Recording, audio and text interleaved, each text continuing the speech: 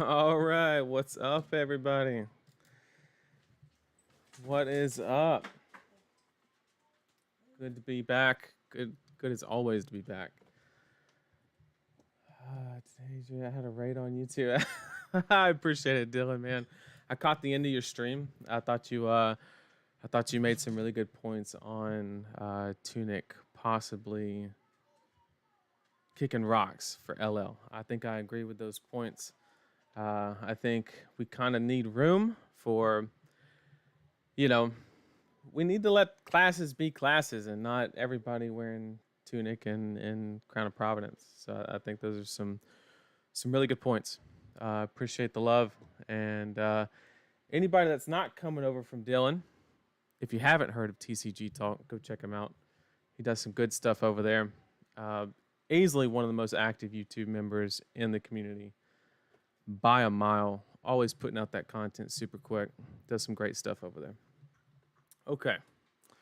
So we got a big day today. Like, we got a lot. Okay.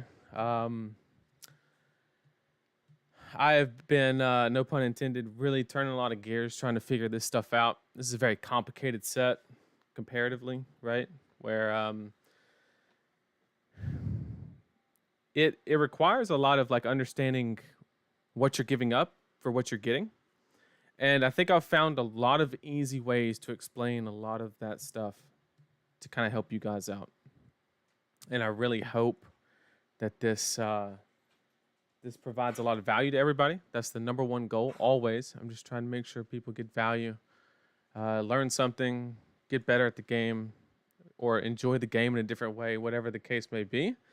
Some of the things we're going to be going over is so many content creators have already read all the cards for you. We're not doing that. Okay, I'm not going to read every single card for you. We're going to move on by that.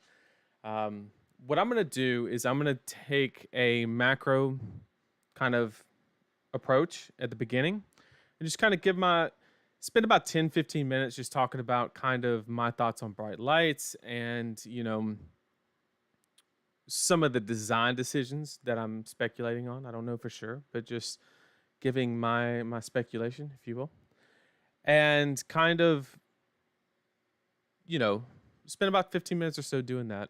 Kind of give every time for everybody to come in, and then we're going to hop straight in to what I'm going to do. Is I'm actually going to go hero by hero instead of just going down the list on bright lights, as far as the actual fundamental breakdown, like what each hero is trying to do, some card combinations that I've found.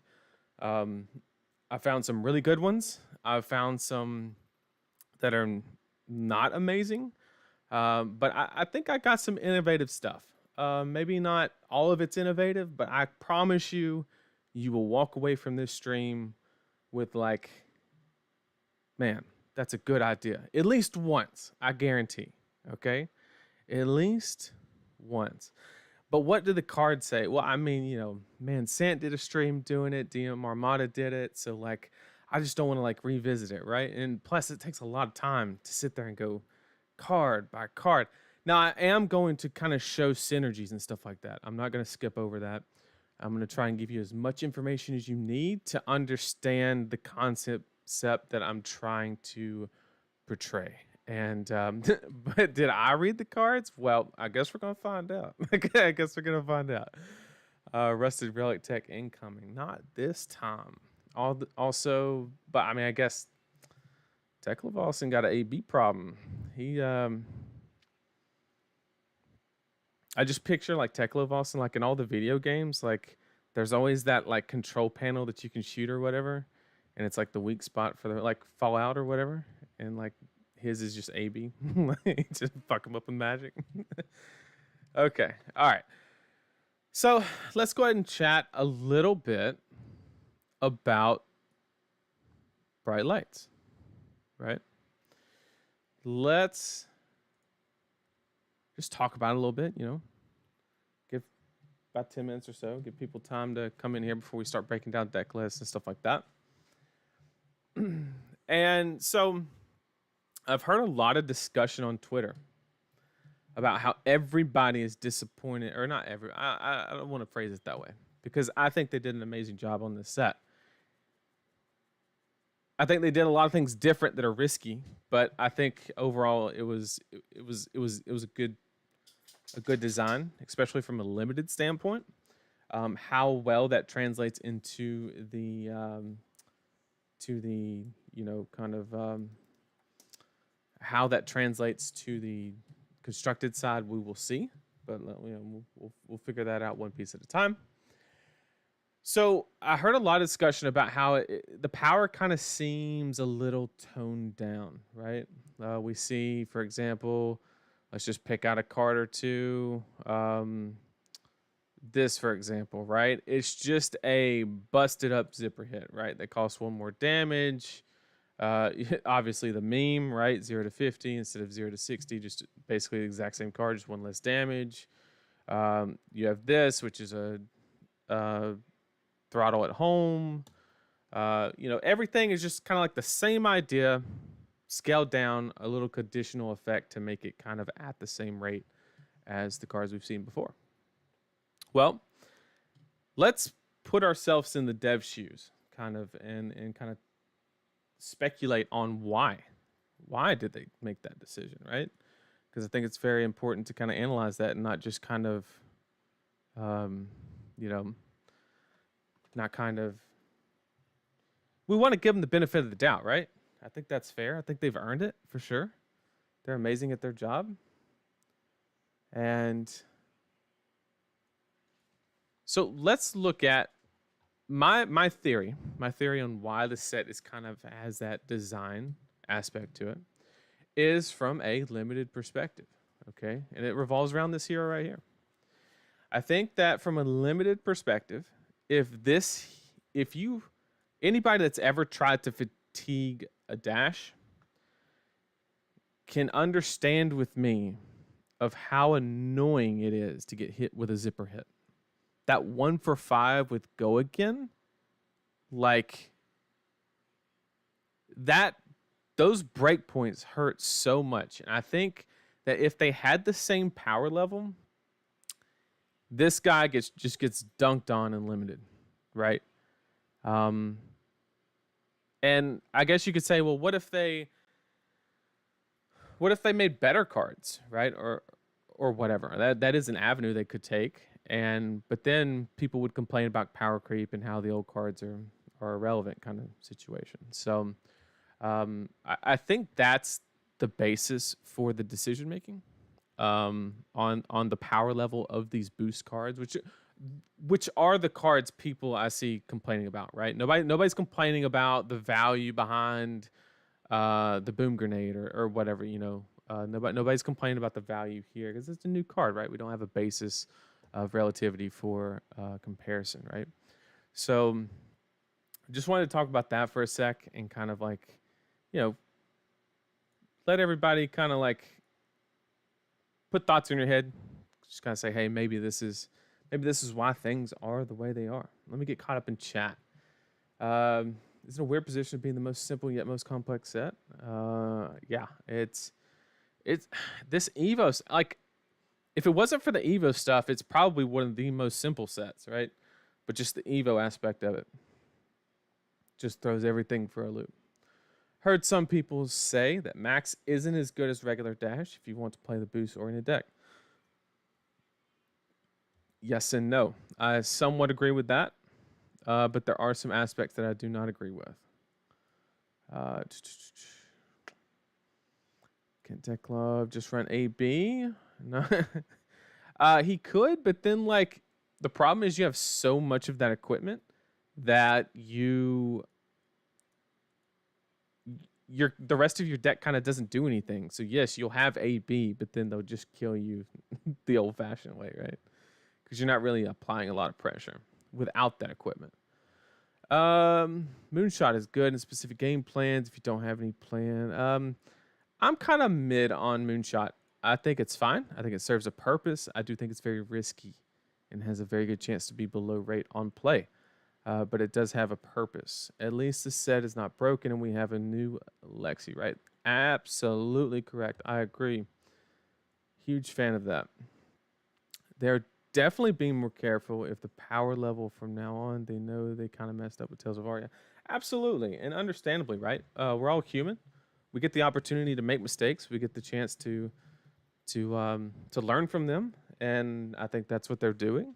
I don't think they're powering down. I think they had a limited constraint that they had to work around, and they did the absolute best thing they could have and make something just below the normal rate, but have a condition that can make it at rate, right? Or it could be above rate, but just at the same rate as previous cards that came before it. 100% agree with that design decision. Best cards in the set are both Dromar. The Tome is the best card in the set, I believe. That is my humble opinion, but you know, Dash is already so good. I completely agree. 0 to 60 was in miles per hour. Oh, but this is kilo. Okay, gotcha. Kilometers. We're tracking. We're tracking. That conversion would be slightly off, though. I think it's like, what, 1.9 kilometers for every mile per hour, something like that. I could be off. It's somewhere around there. No, it's 1.9 miles per hour for each kilometer, something like that. 1 for 5, go again. That's every day. Yeah, absolutely. I agree. From a constructive point of view, there's nothing wrong with zipper hit. But in limited, right? In limited, it is, it's a doozy, right? Okay. So I'm going to give everybody 2 more minutes to get in here before we start digging into the heroes. We're going to just go ahead and kick it off hot and get going. Just so everybody, let's just talk about a couple cards real quick, just some kind of outliers. We're going to get into the Evos heavy. No need to discuss those.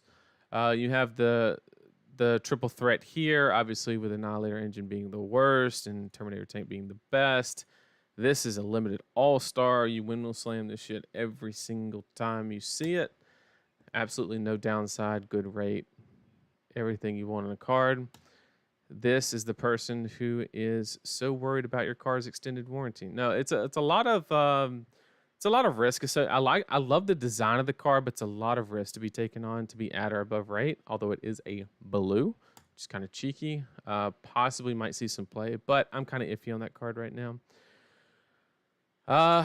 We are going to be talking about this card a lot. We got the Dash IO mill deck. If you haven't heard about it, I created a kind of aggro IO dash deck, and it kind of sideboards into a mill strategy against decks that have the ability to fatigue it. I'm going to give you that list. I'm going to break it down, show you how it works.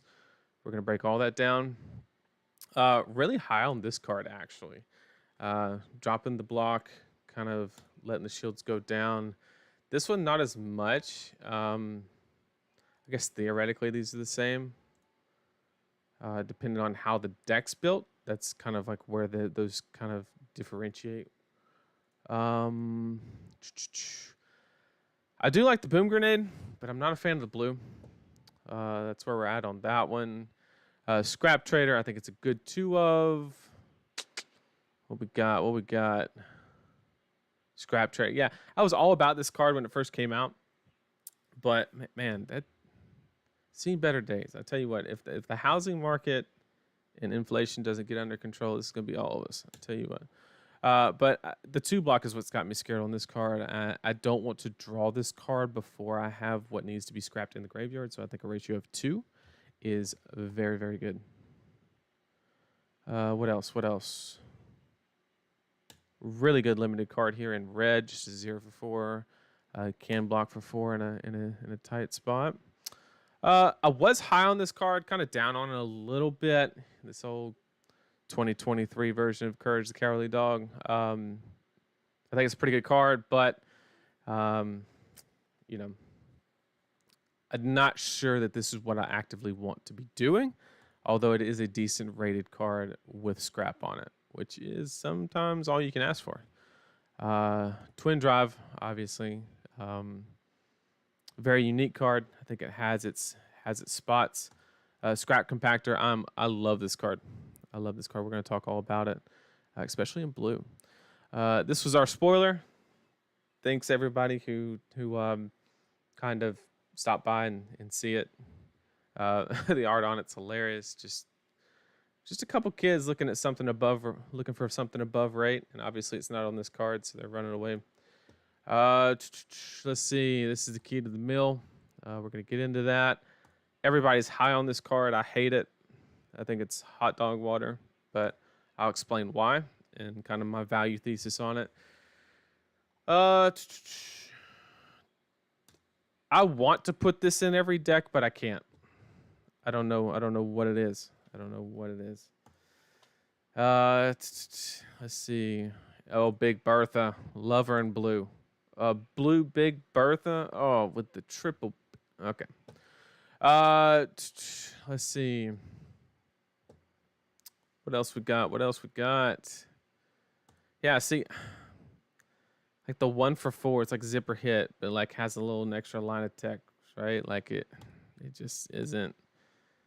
All these boost cards are so mid. They have like lane departure assist or something. I don't know. Here we go. This is what happens if you don't tip the person who brings you the food at Sonic. Gonna catch one of these skates in the face. But just another just average boost card. Got a reprint on Overloop. Also, I love the inclusion of Underloop. Just one lower rate for one lower cost. Kind of like it. Gas Up. I love this card. I think it's amazing. However, it has a major confliction with the legendary up at the top. You cannot run that card effectively if you run this, because any hyperdriver you would banish would go underneath this card and would not be in the banish zone, which is not what we're looking for that card. But if you're not on that helmet, then it is literally one of the best cards in the set for max. Oh, and these cards. Yes, we can kill angels. Who cares? Bolton got another $15 legendary. This is the best card in the set. This is like Baldur's Gate 3. This looks like a timeshare presentation. Probably plays like 1-2. Smashing performance. The only thing they destroyed was the block value. This card is amazing. Turn 1 opener, but like, you know, is what it is. Okay. Enough about me just skimming cards. Let's get into it, okay? Let's go ahead and get into it. I just wanted to kind of, you know, kill a couple minutes, give people time to come in. I don't want to like start and like. So what we're gonna do, the order that we're gonna go in is we're gonna go over Techlo Daddy first, and then we're gonna hit max, and then finish with IO.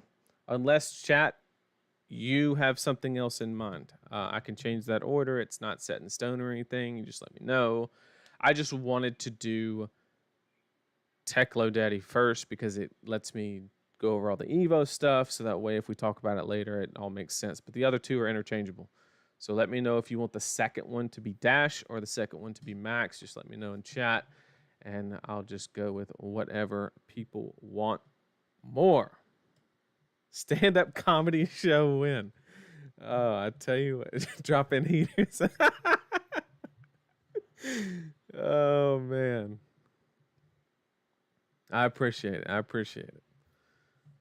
We got to do a fab comedy show. That sounds like a ball. Okay. All right. Oh, and in case you didn't know, here's one more joke for the road. Legend has it that on the third page of this tome lies the secrets that'll finally let Dromai players convert. No, I'm just kidding.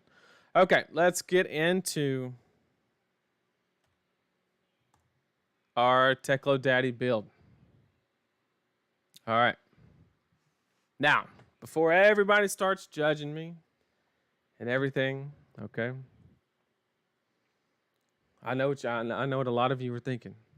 This guy can't even get his equipment right. He's got like one piece here, one piece there.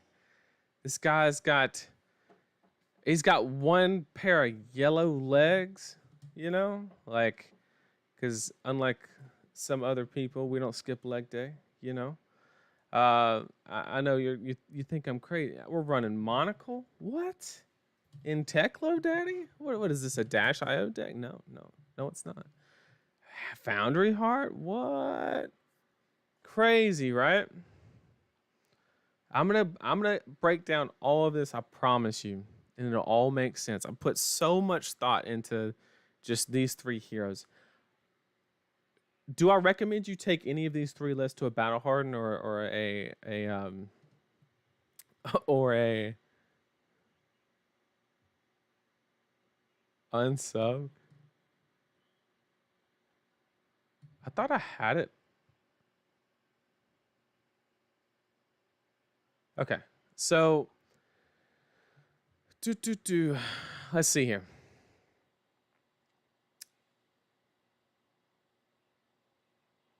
Let's start with the equipment. Okay, let's start with that. And I know everybody's probably thinking, why is there the one headpiece? Okay, why is there the one headpiece? World's list locked. No, so my before we get into it real quick, my goal of showing you these lists is to get basically show you my thought process, and you might disagree with one avenue of it, and that's perfectly fine. But then you can kind of take the other ideas that might be like solidly justified, right? And you can just apply them accordingly, right? Nothing's perfect, and I just want to, yeah. Why only one arm? I mean, just I'm gonna get into all of that. It's all about ratios, all that good stuff. Okay. So, why do we have the blue on top? That's what everybody's thinking right now. Well, it all revolves around the ability to not extract value from this card instantaneously. Okay. So, anybody that has read the reprise notes knows that everybody can, or that you have the ability to say block with equipment. I forget where exactly it is in the article. I think it's right here.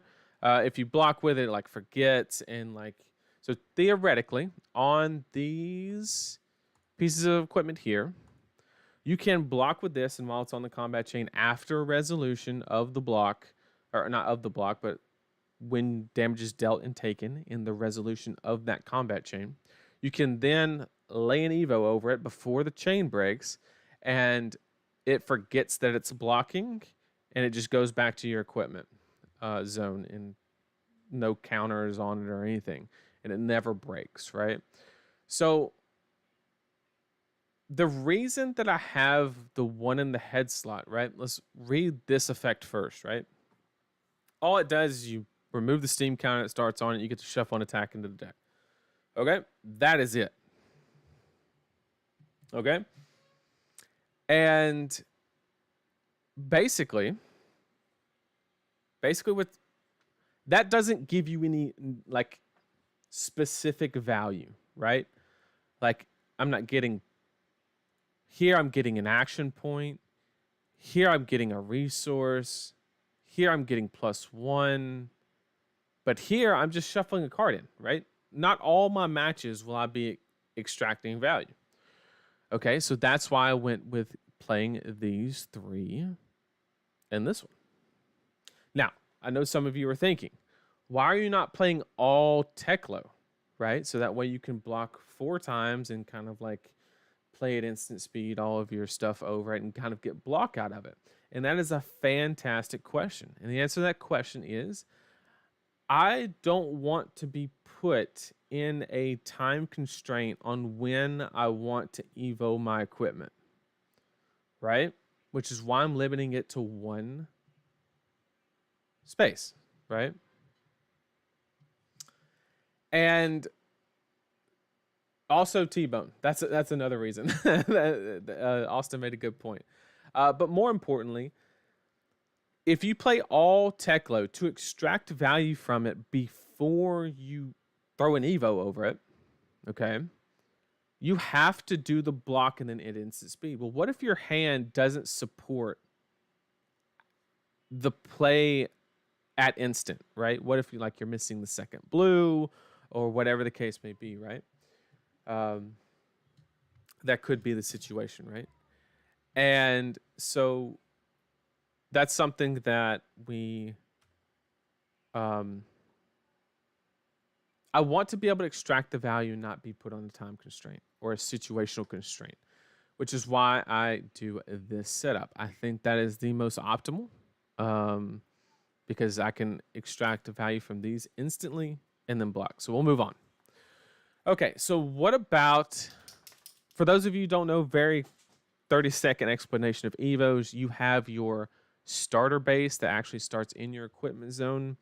Then you have tier 2, which is like all your base equipment. And you can kind of rotate between those as much as you want. And then third, anything that's an Evo that is not a base is kind of like finishing your stack, if you will, or your final evolution, whatever you want to call it. You can skip the base though. You can go straight from here. Or actually, I'm not sure you can.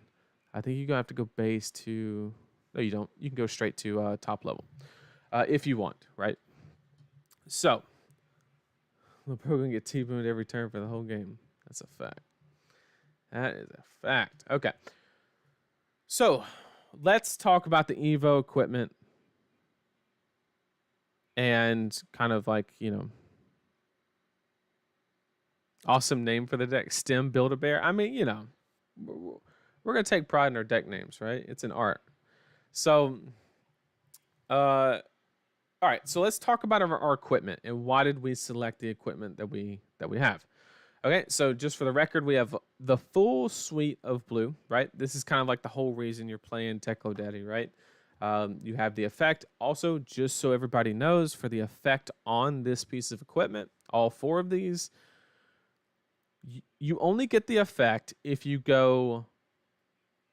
So if I played one of these red pieces on my base and then put this over it, I would get the effect. And then if I put a red one on top of it again, I would get the effect. And then if I put one over this, I would get the effect, and so forth. But if you ever play a blue on top of a blue or a blue on top of this token base, you do not get the effect, just so everybody knows. Okay, so we went with the blue just simply because it is a blue.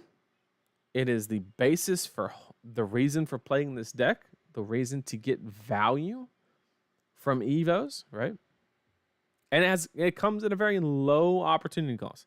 That is a term that we're going to be talking about a lot today. It simply just is representing what we are giving up to play certain cards. And a lot of cards in this set have a very high opportunity cost, and that's why we avoid a lot of them. Okay, so we're just playing these because there's essentially 0 opportunity cost, and they're some of the best cards in our deck. They're just like the staples, right? There's no reason to not play less than 3 of each.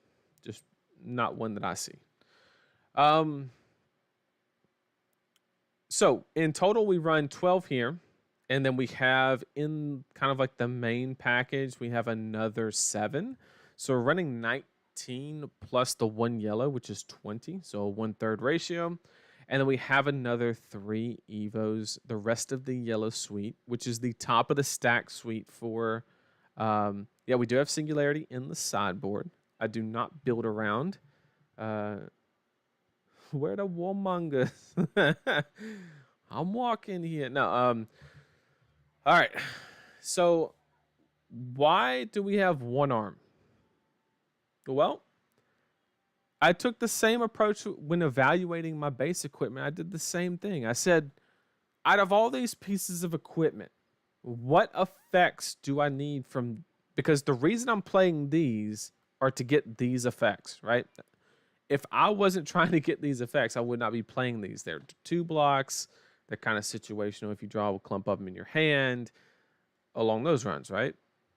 So what effects am I trying to resolve in each armor slot? Well, let's start one way and work our way down. Gain an action point.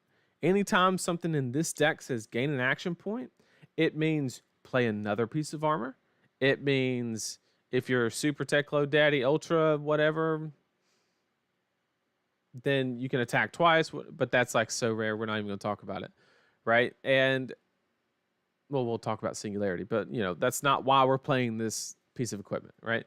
The extra action point mainly just is going for the ability to play either a scrap card on the end after you play Like I can use my action point to transform my legs and then get this effect, gain an action point, play a blue scrap card to set up the next one, right?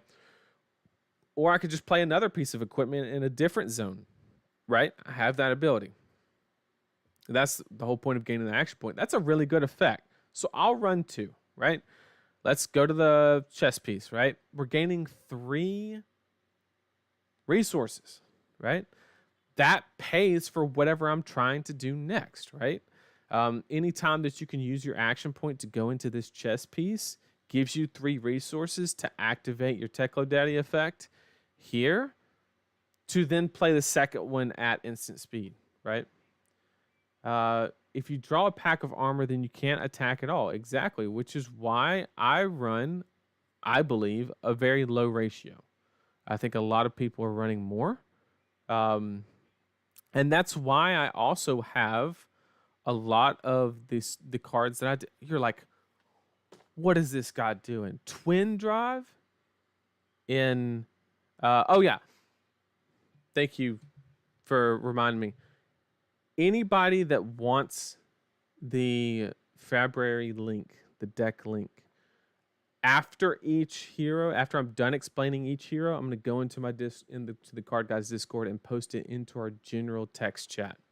Okay? So if you want the list, I'm going to paste them after I'm done explaining that hero. So once I'm done explaining here, bam, I'm going to paste it in there and then go so on, right?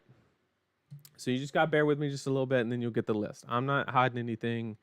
It's all you, okay? So twin drive. Why the hell is this guy running twin drive in Techlo Daddy, right? Well, I'm going to get into that in just a second. Let's finish the evos and then we'll talk about it, right? Because we have to get a value basis for the evos. Like, why are we trying to do this? And I'm going to get into that, right? Anyway, to make the story short, same evaluation I did here, I did across the board here. This is the weakest effect, right? All I'm doing is putting a attack action with 6 or more, which is 9 times out of 10 going to be Terminator Tank, right? And I put it 5th card from the top. Okay, that's like the weakest effect out of all these. Like draw a card, gain resources, gain an action point, card 5th from the top. Like not where we want to be, right? So we do have 2 more of those pieces as part of a recursion plan kind of situation. I don't think you need that with the cognition nodes. Shout out to Taylor Crawford for the idea on that one. This was not my idea. And no, he's not my brother, but he is my brother from another mother, right? So I don't think this was my kind of like anti-fatigue kind of solution, was kind of putting a couple more of these Terminator tanks or whatever is in the graveyard into the cycle of the deck. But I think cognition nodes is definitely better because I didn't know it just sat there and chilled for the whole game basically. So that's why we're running the suite. And then this one, the reason that we're running this one is you just get so much value if you close with this one, because you can literally just attack with the weapon an extra time and you can get like 1 card 6s, right? And then still have an action point, right? Because it has go again. And it blocks 3. There's not like, there's not a whole lot of cost there. For longer games, we do have the rest of the suite to kind of close out the grindier ones. Because once again, this deck is not depending on singularity to close any game out. We have it there because it's like nice to have if it happens, but we are in no way depending on this card for any reason. Okay. No AB1 for Vincent and Vis. You could throw the boots in, but I think you're losing that matchup anyway.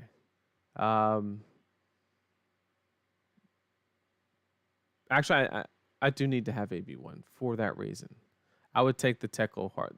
I'm going to explain the Techlo Heart.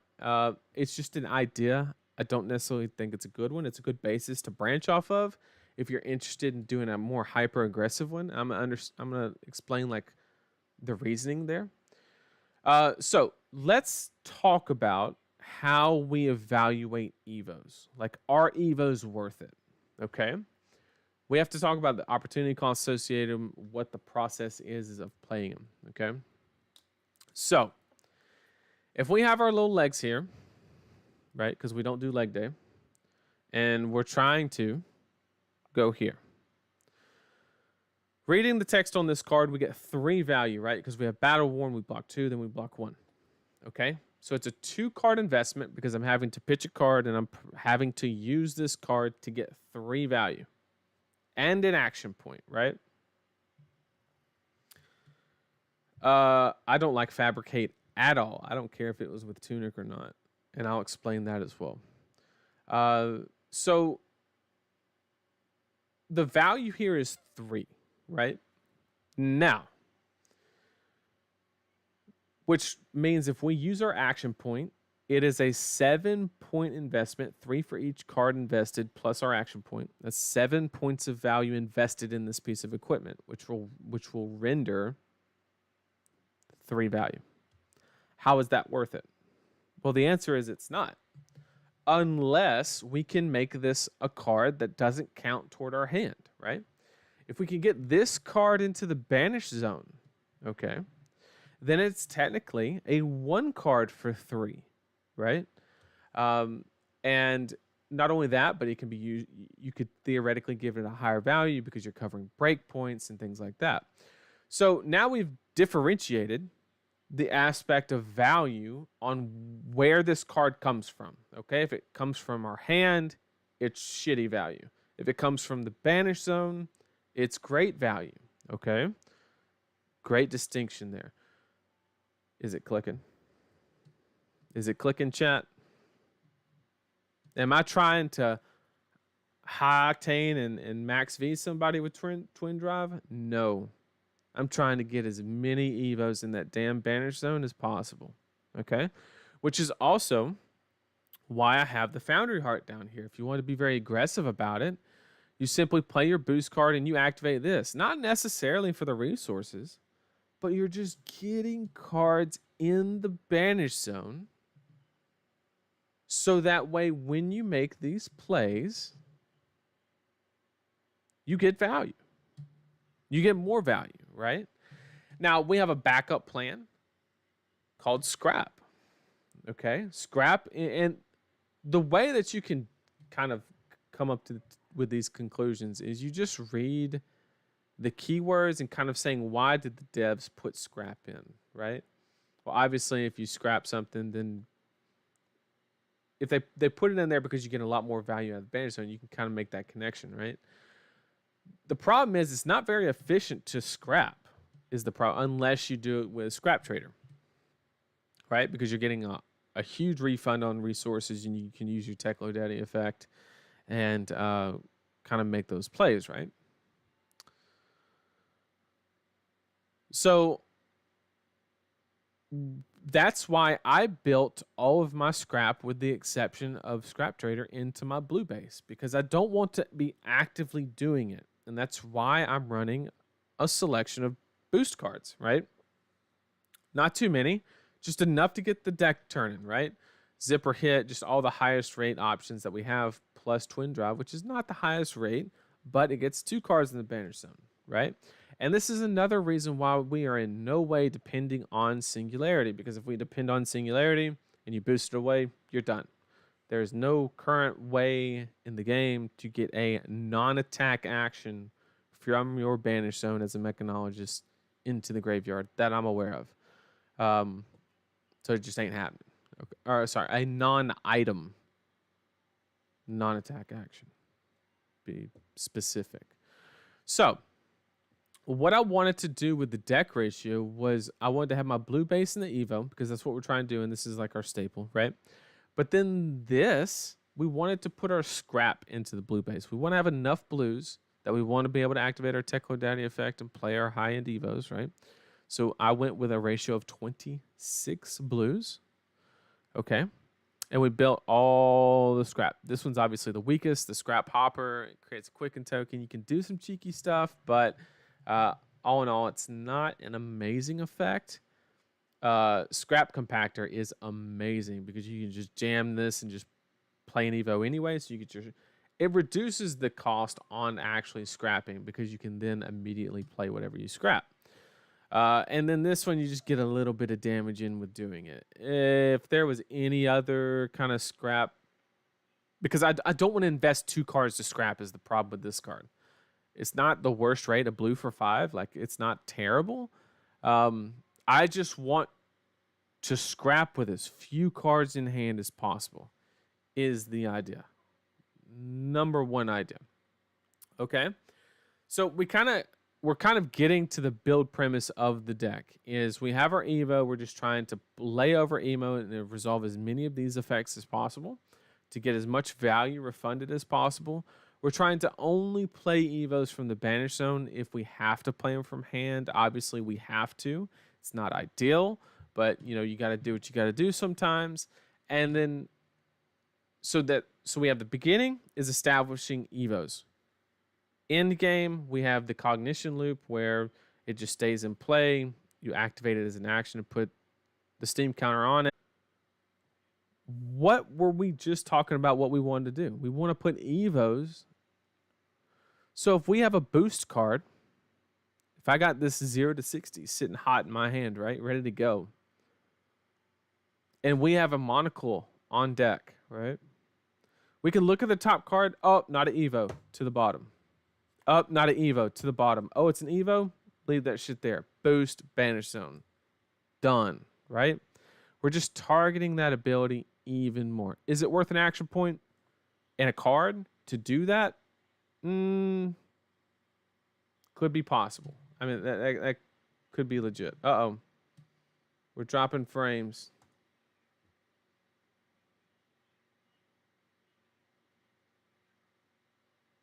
I think we stabilized, though. I think we stabilized.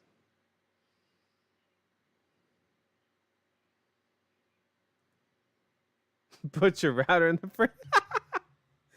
Oh, man. So that's the idea there, right? We're trying to use wiggle the antenna a bit. We're trying to use Monocle to look at the top card of our deck, realize it's not an Evo, put it on the bottom. It's an Evo, leave it there, boost that shit into the Banish Zone, and now it's free value. Or not free value, but way higher value, right? Okay. So what is our mid-range plan? Like, how do we begin to close the game out? And it all comes down to when we get 2 Evos. When we establish 2 pieces of Evo, this gets way better, right? Really, you want 3. 3 is where you can really transform your router into singularity. Oh, man. I thought I was doing the comedy show. You guys are killing it.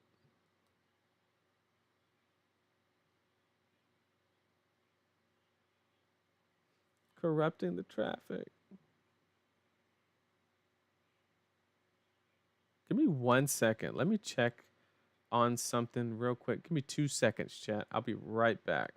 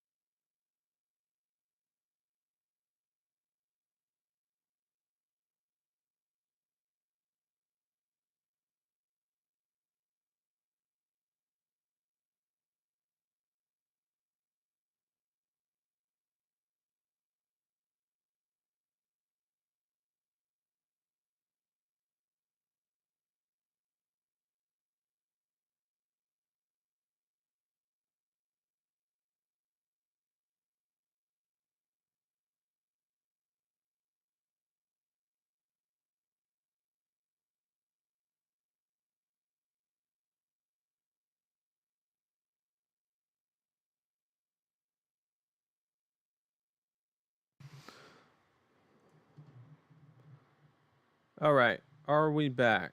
Let me know, chat. Are we good? Did we stabilize? You guys let me know.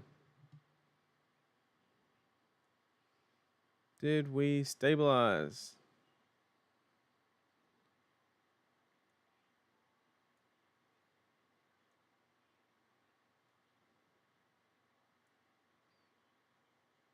There we go. We did it. Okay. Sorry about that. Okay. So we're going to keep it rolling. Apologize for the hiccup there. Okay. So we were talking about using Monocle to get the Evo into the banish zone to therefore make it a quote unquote free card. That's the idea, right? And then we also talked about how we're not in any way making Singularity a part of our game plan. We are going to do it when it's convenient, but it is not ultimately what we are trying to do. Okay. And so we started talking about the weapon and how when we get to 3 Evos where we can start making exchanges in the mid-range plan, right? We are trying to effectively keep our life total as high as possible, right? In the early stages until we get to about 3 Evos. And then at that point, the way that I came to this conclusion, right, was I looked at all of the Techlo Daddy cards in the new set, right? I was doing a little bit of snooping around on the cards, and I was like, what's going on with all these cards, right? What do they have in common? What are the devs trying to force us into? Was kind of like the idea.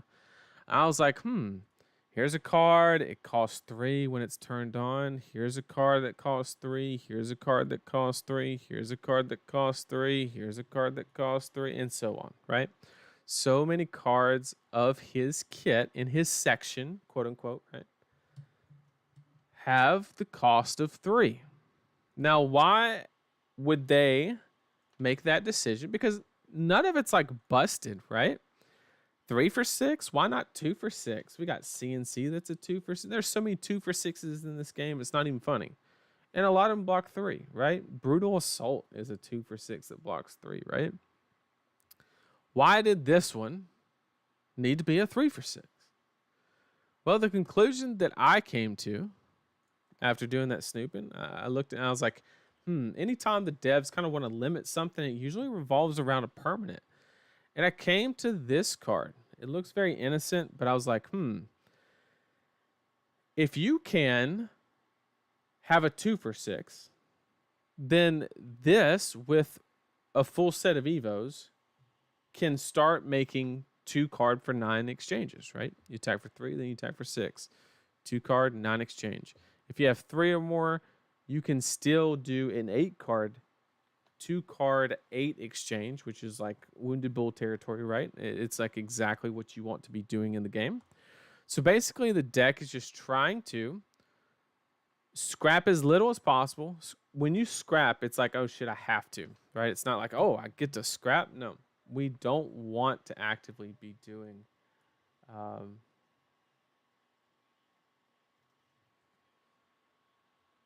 chat, are we here?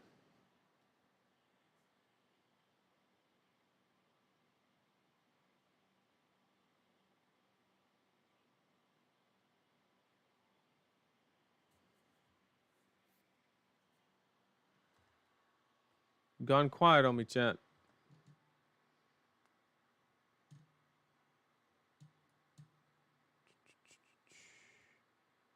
Okay, we're good. Okay. I was just making sure you guys got quiet on me. I didn't know what was happening. Okay. So that is okay, no hiccups. Sweet. As if it said no. Okay. So yeah, that is what this deck is trying to accomplish, right? We're trying to utilize our small boost package to get those Evos into the banish zone. Tower Shard is down for the update. Absolutely. And yeah, so that if there's any questions for this list specifically, ask them now. I'm going to finish things up with this list, talk about some things that I decided not to include. while you guys ask any questions. I'd love to go over them. One of the biggest questions that I got was this one. It's just the worst one. It doesn't really do a whole lot. It's good in the mirror, sure, but like, it just isn't doing a whole lot of stuff, to be honest. I think it's the weakest one out of all of them. It's just not necessary. This is a good mirror card if that ever becomes a thing. Really meta dependent. Fabricate. Fabricate's a big one. So many people on are on Fabricate, right? And the reason that I hate this card, I don't hate it. It's just I don't think it's doing enough. Okay, so you get to choose two modes. Obviously, the mode that you always choose, no matter what, is the bottom. Right? It's the whole reason that this card exists. Is that bottom effect, right? And so the other three effects, you get to choose two, obviously. Equip a base equipment with proto. So if anybody tumble ties your equipment or buckles anything, this is like a way to replace it. However, that requires so many things. It requires, unless you know exactly what piece they're going to blow up every single time, you're going to have to keep 4 sideboard slots with bases in them. And then you're going to have to keep these, right? And then you're going to need to draw these because it's an instant and it's red. So you're going to need to draw these after the event takes place, right? So there's just like no reason that you should be in like, if they tumble tie, like, they got it, man. Like, cool.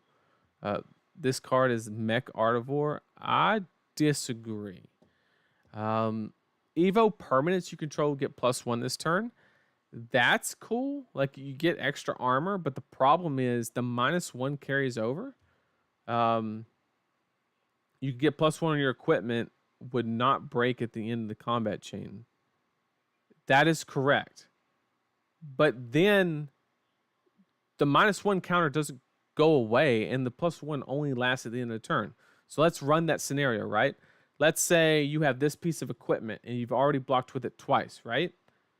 Then it has 1 block left, right? And it's got temper or whatever. So you give it +1, you block for 2, it gets a -1 counter. Well, yes, you're right. It doesn't break because temper triggers at the end of the chain link, right? And it's going to run the check and it's going to say, oh, you got 1 armor, right?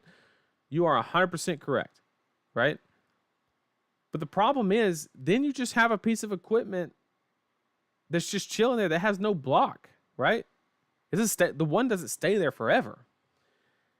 So, like, cool, it saves the piece of equipment, but was 1 block worth that exchange? Like, running an instant that doesn't block, was that worth it? Not only that, but the turn you play this, the turn that you have the Evo in your hand, is when you need to fulfill this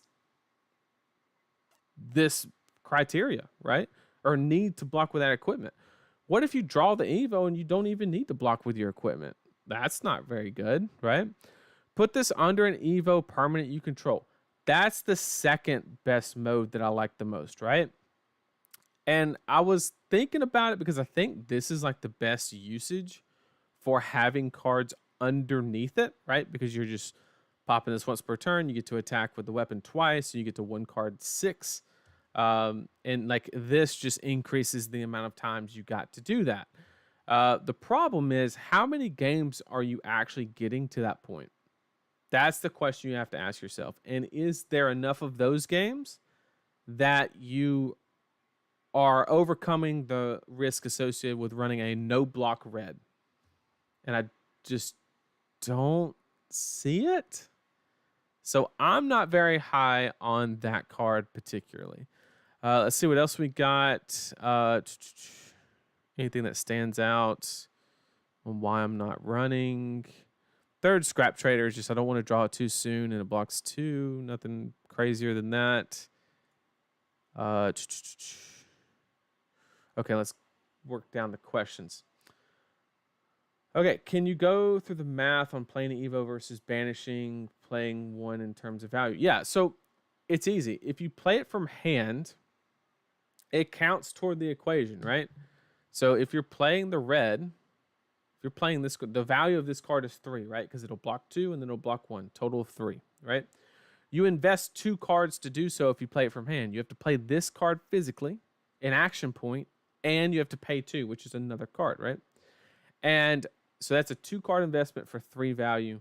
Horrible rate. But if it's from the banish zone, then you get even rate and you get to block like breakpoints and stuff, right? Which could increase its value even further.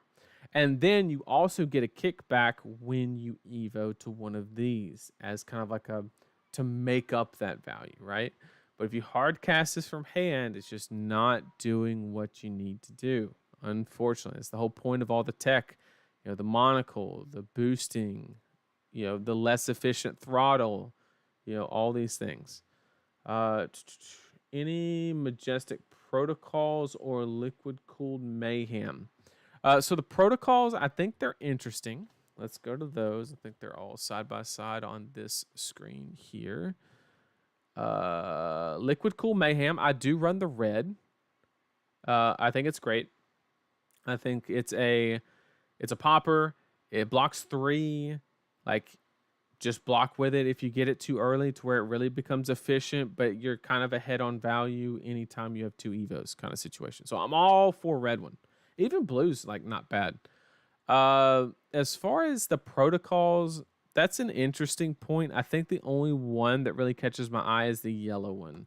The pulse wave. Anytime I did have it in my list previously. It unfortunately, honestly, I would probably, because we have the cognition nodes, I'd probably replace these with the yellow protocol, just because I want people to make trades in this deck. I actively want people to interact with me. This, not so much. Lexi's on her way out. Not even if, like, -1's not going to get the new Ryzen anyway, so it's not doing anything. And this is only good for the mirror. Or other, not the mirror. This is, I mean, if Max is, like, running around the streets unhindered, sure, throw it in. It's just a sideboard piece, though. But this is good for aggro. This is the only one that I favor. My first initial thought about this deck is that you need to run the weapon Evos. I really don't know if he has enough damage. Well, you have anti-fatigue in the cognition nodes, right? It stays in the field forever unless somebody blows it up. Put a steam counter on it. In reactions, if it hits, put it to the bottom of the deck, and then you just throw these, right? 9 overpower, aka dominate. Easy day. Why not? You get +1. We already talked about that. Instant no block. Yep, the assassin matchup is rough. Shred is a yeah. Shred is rough. Fabricate looks so fragile to do enough for a red non-block. Yep, exactly. It's not a horrible card. It's just so much risk. So much risk. Need a lot to go right. Make it worth slot. Yep. 0 to 50 is the best card except for the double boost card that make OG dash. Yep. Well, I don't think you would ever run 0 to 50, right? Wouldn't you strictly run either data link or expedite or anything over that? Like, this is just blank text, right? 0 for 3 boosts. You would run the red data link or the red expedite over it, no matter what. Because you get at least a on-hit effect of opt or whatever the case may be. We finish these questions. Plus, there are other ways to cycle Evo Zoom call. Yep, not a fan of Zoom call. Maybe in limited. What's your thoughts on using small sets of 4 instant Evo equipment when you don't have time to set up the blue boys? Sentry kit, breaker. Well, the breaker kit doesn't synergize at all, right? It's red, no block, and operates off the basis of a hybrid driver, right? So there's like what are you Are you going to invest 4 cards of value to make this better? Seems kind of bad, right? And you can't If you put in the red one, you're talking about these right here. If you put these in, you can't lay something on top of them because they're not bases, right? This finishes your stack, so you cannot build upon that, and so you're just kind of like in a rough situation. The one for opt when it hits seems reasonable. I'd run the 0 for 3. Kind of makes max velocity a little bit more concern rather than the 1 for 4. What concerns me is the deck last sit between control and tip. 100%. 100%. Sprocket Rocket. Yeah, that's another one. Depending on how many items, obviously. With all the slots being taken by Evo stuff now, does that really affect the damage output these new mech decks can do in long game? Well, I don't run a lot of Evo stuff in the other two. I'm gonna let you know that now. I just don't. I don't think it's necessary. I don't think it's conducive to the game plan that I believe the hero should take. Of course, that's all my opinion. And if you disagree, I'd love to talk about it. I'd love to kind of discuss. So if you go into the base, then Sentry, then Breaker Chest, you get 2 Tickle Heart activation. Yeah, that's true. Or the arms +2 twice. Yep. Think of the zip line zoom card better though. Yep. Yeah, if I did do it, I'd definitely use the yellow set for sure. If you look at it, they made a set of final stack evos for each hero. Kind of is like the way you can think about it. This is for Max. This is for Techlo Daddy, and then this one's for IO, and then this set everybody can kind of use. Is the idea behind this one? This is kind of just like I think this is like a limited, get everything together, kind of make less variance within the draft kind of situation. Yeah, those seem exclusively like max cards. I agree with that one. For the breaker set. Yep. I think the Evo helmet is kind of interesting in max to deal with fatigue. You know, that's a great point, Jacob. That's where my mind went first. You're talking about this one right here. You shuffle in the card, but then I came to the realization that you shuffle in 2 attack action. Let's say you like killed it, right? And you got 3 hyperdrivers under it. You get 6 attacks back, but you're boosting all the time, right? So you're really only getting 3. So it's just not like good enough, and you can't do this multiple times. It's a one-time thing. So, that is where my mind went first because I'm all about solving the fatigue problem. But it wasn't enough. I would rather go here, invest my hyperdrivers here, and then burst up the damage kind of situation. So if that concludes any questions about Techlo Daddy, yeah, exactly like I said. Yep, the breaker arms are better. Just kill them if you're worried about that. Although I have a different solution to fatigue for my max deck. So, if there are no questions, I'm going to go ahead and paste this. Like I said earlier, I'm going to remove this and then put in the AB1. Like I said, I do think that is, I think that is necessary. Achilles. Because you need the AB1 for Vis and Vincent. Okay. Dark Odious has been complaining, so we gotta do IO next. Okay. Like I said, if you're not in the Discord, the link should be in the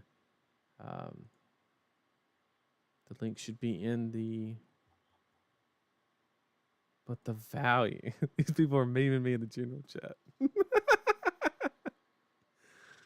Oh, they're getting me.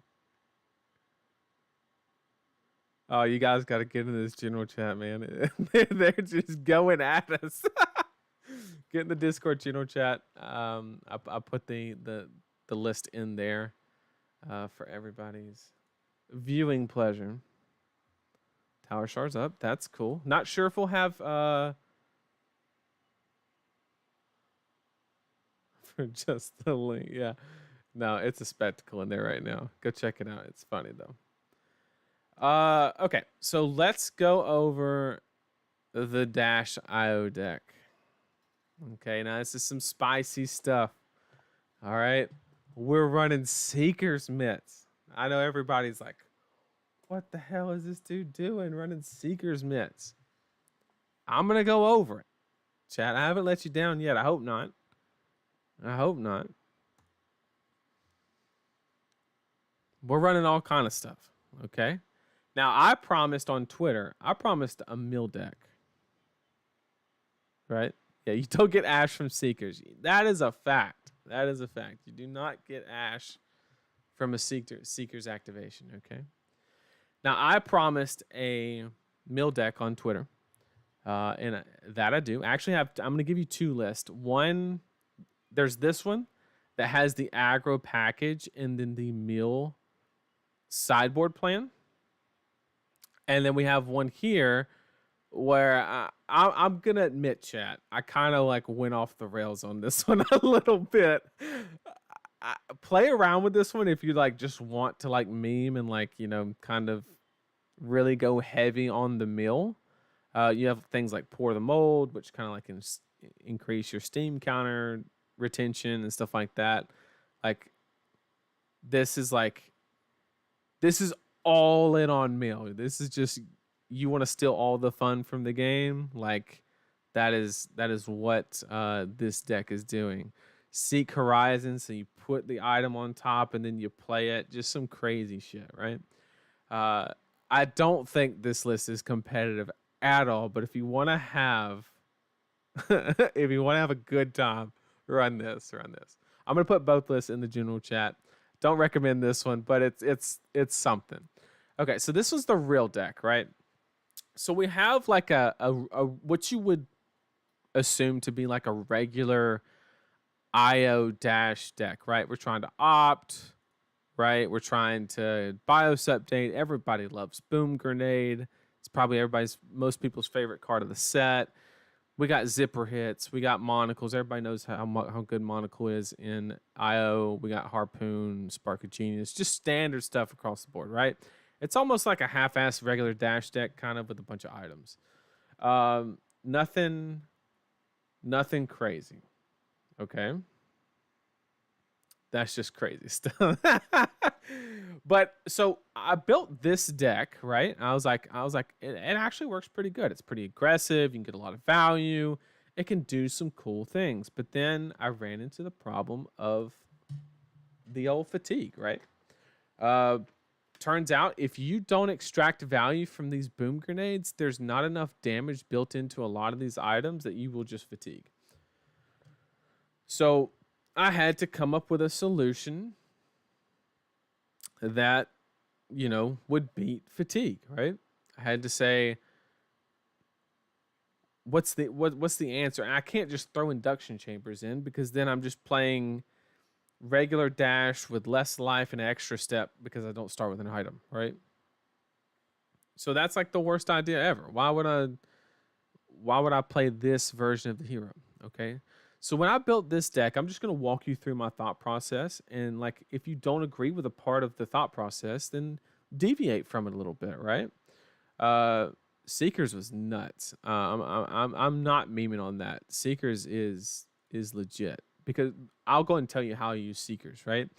The idea is on your opponent's turn, you look at the top card in your deck. It's not an item. You pitch to Seekers, get an item on top mathematically, you know, it's not going to hit every single time, but you have a decent chance.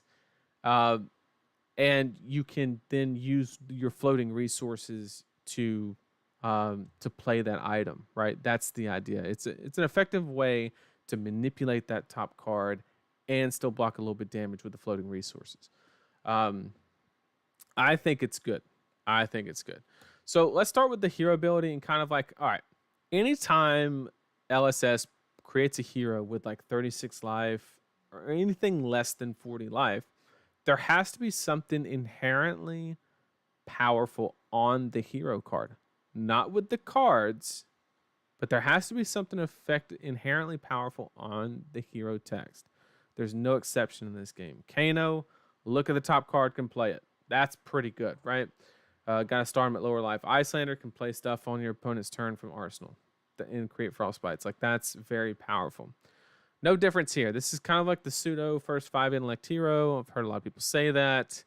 And so how do we maximize this hero ability? That's what we're trying to answer. Well, everybody knows that the most efficient way that you can... Riptide would like to talk to you. What is he? He got 5 intellect? Riptide could have 6 intellect. He'd still suck. No. I don't hate Riptide. I just like good heroes. So for Dash.io, the idea is you obviously want to play items more on your turn. That's kind of like the main idea. However, you also have the ability to play them on your opponents once per turn, right?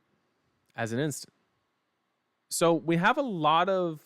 Any time that we can manipulate the top of the deck, we get the benefit of statistically running into an item. Okay, now you can ask yourself, why don't you just play more items and not manipulate the deck? That's a valid point. The problem is, the more that you can manipulate the top card of your deck, the less items you need to run, aka the less no blocks, right? So what you're doing is you're essentially mitigating that risk, right? By, instead of running a higher item ratio, you're finding ways to manipulate the top card of your deck to dig deeper down to find an item, okay? And you can do that by having opt, like in these cards. We talked about the Seeker's Mitt, Crown of Providence, the exact same way. You look at it, oh, that's a 0 for 60. Block with Crown, sink it, look again, right? Every card I try to incorporate as many... Boosting, same thing. However, boosting also comes with the cost of 1 less card in deck. So you do run an inherent risk in boost being your way to manipulate the top card.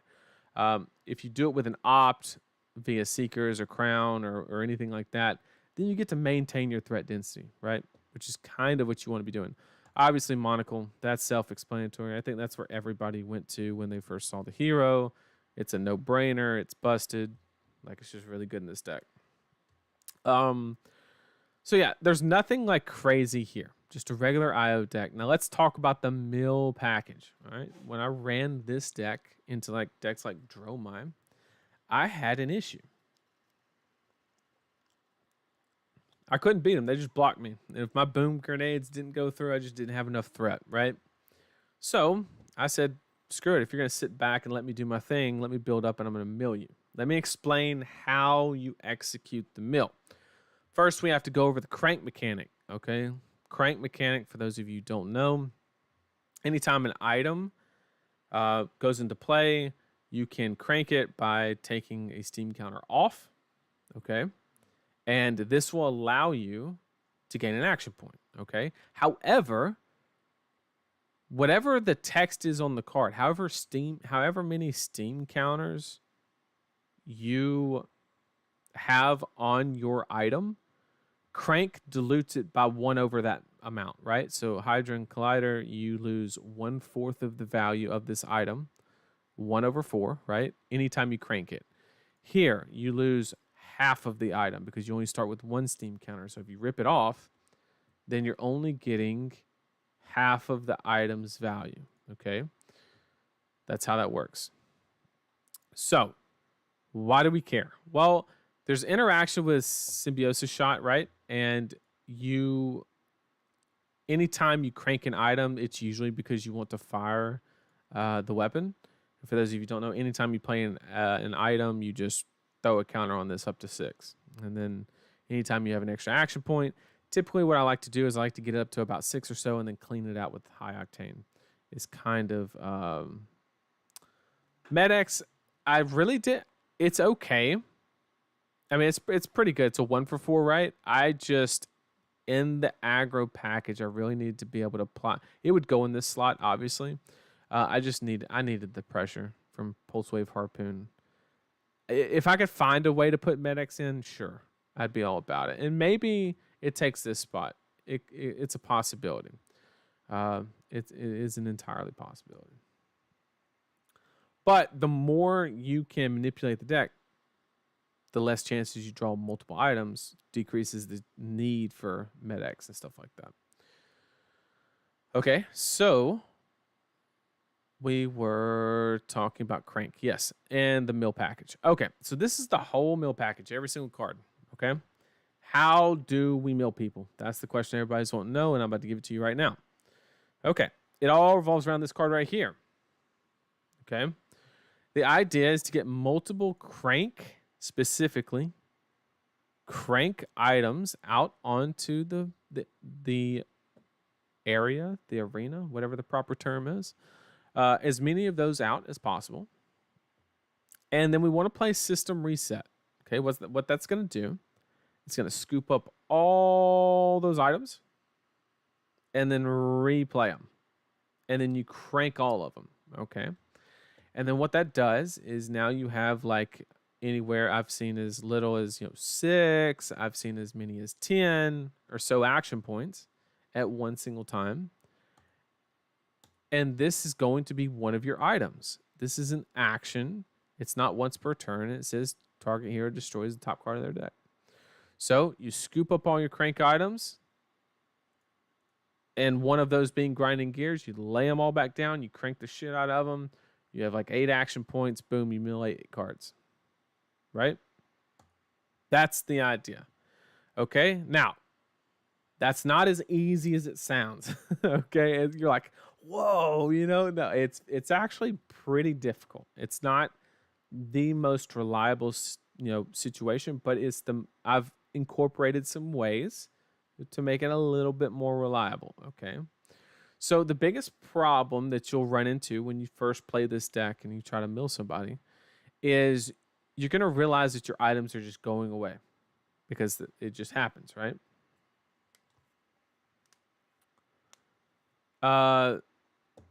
My thoughts on the mill deck are worse than what's here. Still tempted, yeah. So the problem with all the Crank items, I tried to find a loophole and it's not there. The devs did their job. I tried to find Crank items that didn't automatically remove Steam counters, and they didn't make that mistake.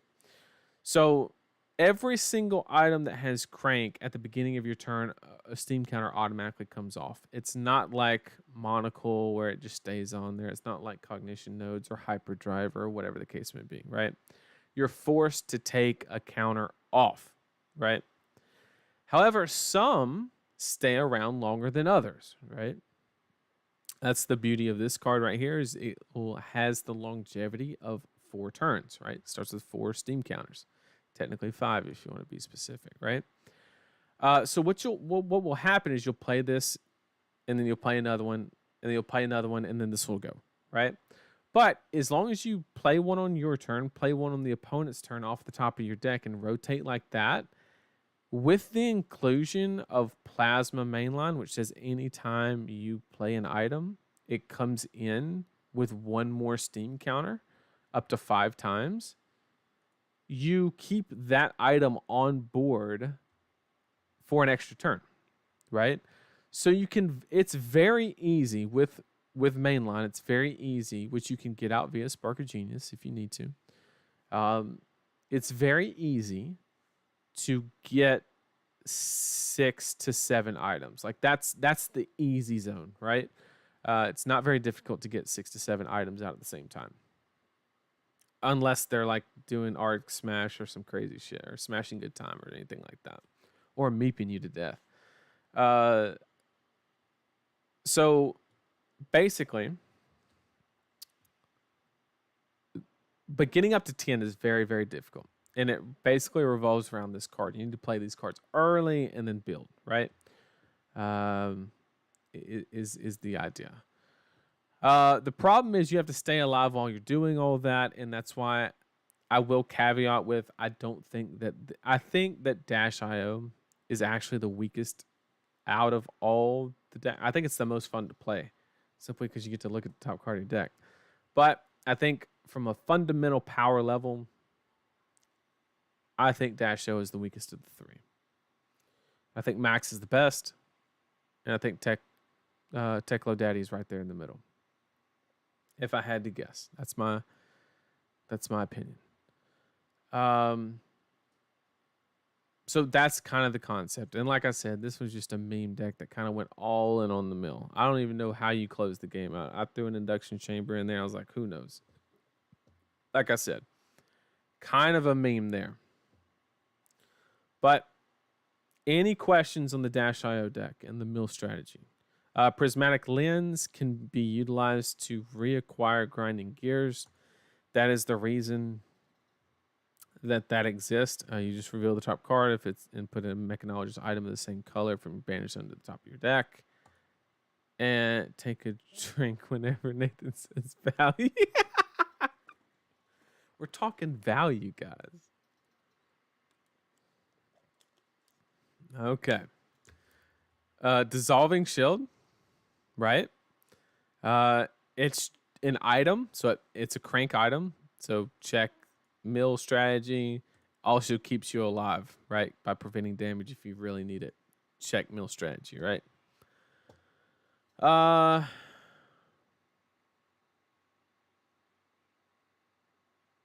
Is max mill possible? Hyperdrivers have crank and don't lose counters. That is 100% correct. The problem there is you can't count his hero ability to create said hyperdrivers, right? Because you have to boost to activate his hero ability, right? And if you're boosting, you're getting rid of the ones that are already in play. So you have to natty play out all 6 to 9, hyperdrivers and then run your mill. It's not like undoable. The good part is they stay there, right? And there's no like timeline or anything like that. So yes, theoretically, you could system reset into a grinding gear, right? And you're not on any timeline, right? You just play them as you see, you block, block, block, and then go from there. It's possible. Is it worth it? I don't think so. But yeah, the math is there. The value is there. No, the value's not there. Okay, so I'm gonna go and paste this one into the general chat as well in the Discord. Let me know if you have any questions on that one. Just let me know, chat. And if not, we will move on to the last one.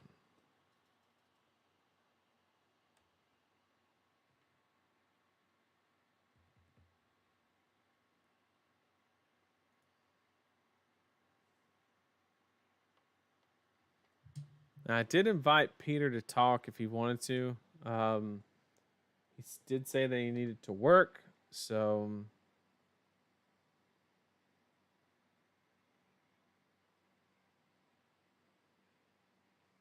let me make sure that he hasn't messaged me in any way. Okay.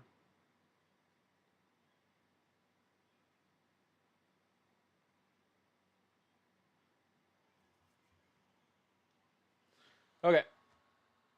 This is the one I'm waiting for. All right. If nobody's got meal questions, we're in it to win it. All right. On a scale of 1 to 10, how are the deck list names? We got Stem Build-A-Bear for Techlo Daddy. Insufficient disk space because of the meal package.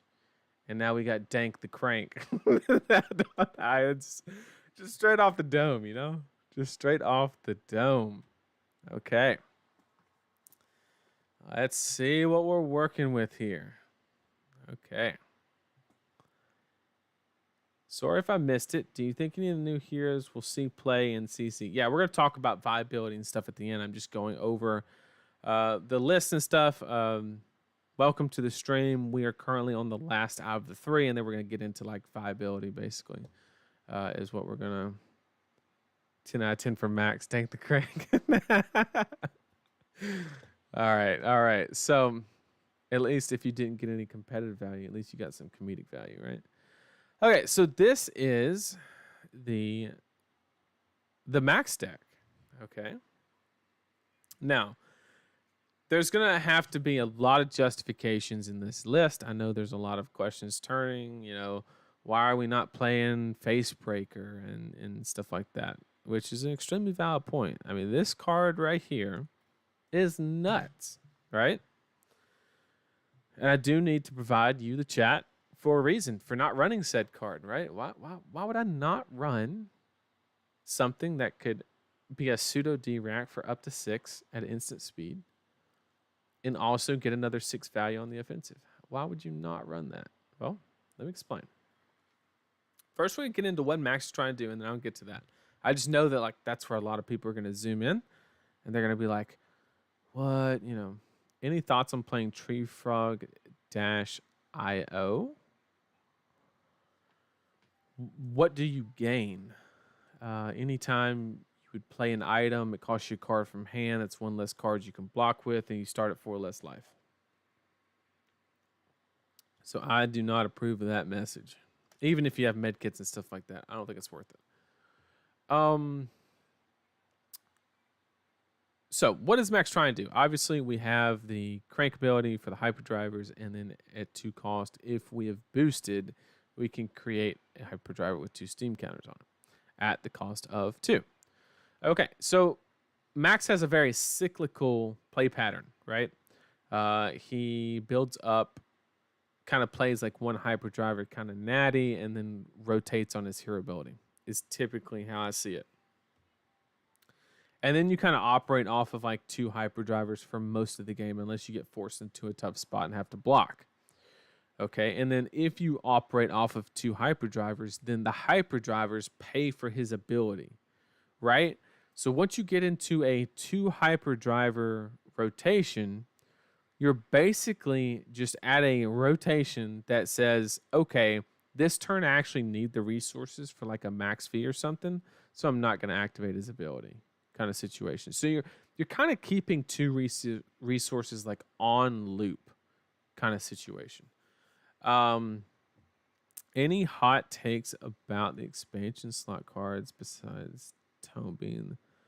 I just don't like that Tome's the most impactful card. Kind of a bummer, but nothing crazy. I mean, Slay doesn't make any sense. Oh God, Vero said it perfect. Vero said, "Imagine Vincent being so bad he needed a card to beat Prism, or she needed a card to beat Prism." He said it perfectly. Other than that, like the rest of it's fine. Like everybody's getting cards. The Viscera card is boo boo. But Moonshot for block heavy matchups. I have a different solution that could be better, could be worse. But the problem is Moonshot. Like if you're wrong, you're playing a high opportunity cost because you're wiping your hyperdrivers, and it's actually the reason why I don't play this card. And it's because Bravo got the seismic card. Is what he got. It's not great, but he got a card. It's an amazing turn opener. Holy crap. Start with like 6 seismic surge tokens on turn 0. Other than that, it's pretty boo-boo. Okay, so what are we doing here? Well, my build kind of leans heavily into this card. Okay? And I'm going to explain why. It's the reason I don't play this is because I don't want to sacrifice my... Also, you have the situation where, like, do you play 1? Do you play 2? Do you play 3 of these, right? Because if you run the shitty pieces of equipment, the Cogsworks or whatever, and you boost this equipment away, which you are doing a lot of boosting, right? Everybody knows that. Then, then you're just running crap equipment for no reason. Well, okay, I'll run 2, right? And well, at that point, now you have, after you they just glitched for some reason. After you banish, or after you play the first one, the second one's a dead card, right? So if you ever draw the second one, it's just not worth anything, and it's magnified even more for a third copy. So my list leans heavily into Mechanoid because I think it's such a strong play. I think you can extract as much value as you can from the equipment. Also, it's very unfortunate, like I mentioned earlier in the stream. I think one of the best cards in this set that's actually a Mechanologist card is Gas Up. Let me find it real quick. This card right here. I think it's literally one of the best cards from a value perspective. It's a 1-for-4, which is like Nimblism rate. And you get to just throw a Hyperdriver in from the Banish Zone. So a free card, right? Insane value. The problem is you can't run it in correlation with HyperX3, okay? Because all your drivers will get eaten, right? So those two cards do not play well together, okay? And I made the subconscious decision because this card blocks 2. I thought that the one guaranteed block on the HyperX3 and the possibility of having more ammunition for the Mechanoid, it could possibly be wrong. I think Gas Up is good enough to where we could get it into the list. It was in the list previously. I'm just kind of like teeter-tottering on and off of it, right? But it could very easily replace Rotary Ram or something like that. It's a very good card. You just can't play it with this helmet. I just like this for the extra ammunition that it provides for Mechanoid, because if you read the Rule Reprise article, anything that's under HyperX3, aka your hyperdrivers that you boost, they go underneath the Mechanoid. It's a card you can banish, right? And so what this deck is ultimately trying to do is play a very aggressive game plan and then put one of these in arsenal, and whenever you have the ability to get to 3, you extract all the value that you can out of your equipment without popping your Achilles, obviously. You need every single piece. But you go and get your block out of these, all 3 of these, and then you go ahead and go for a Mechanoid plan. Now, you have some anti-fatigue kind of built into the list in the form of High Octane. High Octane in this list in general, because you don't have Techlo Pistol, is kind of substandard. It only goes along with the Mechanoid play, really. The only other alternative of it is it kind of pseudo saves you cards because you can boost, and then you do not have to boost the next card because you're banking an action point. It also prevents you from having to crank the Hyperdriver that you get out with Max's ability. That's about the only uses for High Octane. It's not as good as regular dash because you can't just pistol him down, right? You can only activate this once. So it's kind of lackluster in that aspect. But we're going to get into this later. We're running a relatively low blue count with some yellows to kind of support the curve. But once you get going with the Hyperdrivers, the curve kind of flattens out, and it's pretty good. Blessing of Ingenuity is fine, but I think it has to be from the graveyard. And it takes an action point and a resource. It's kind of rough. And I can't play it. I mean, I don't know. You have to it's only good in late game because you have to get the Hyperdrivers in the graveyard. The only way a Hyperdriver can get in the graveyard is if you use all the counters. So that's to get 3 or 4 into the graveyard. I mean, that's a huge investment time-wise, assuming you didn't boost them away, right? Oh, it's grave or banish. I didn't know that. Well, for my list, it doesn't change anything because they can't be in Banished Zone because of HyperX 3. So, but if you're not running this and you are on the Gas Up and Visitronic, and you have to run Visitronic because this is just too good to give up, I think. That's my opinion. Let's see. Any other questions? You can run Blade Break base. So you block with 1. If you boost away, still, yeah, it's still not great.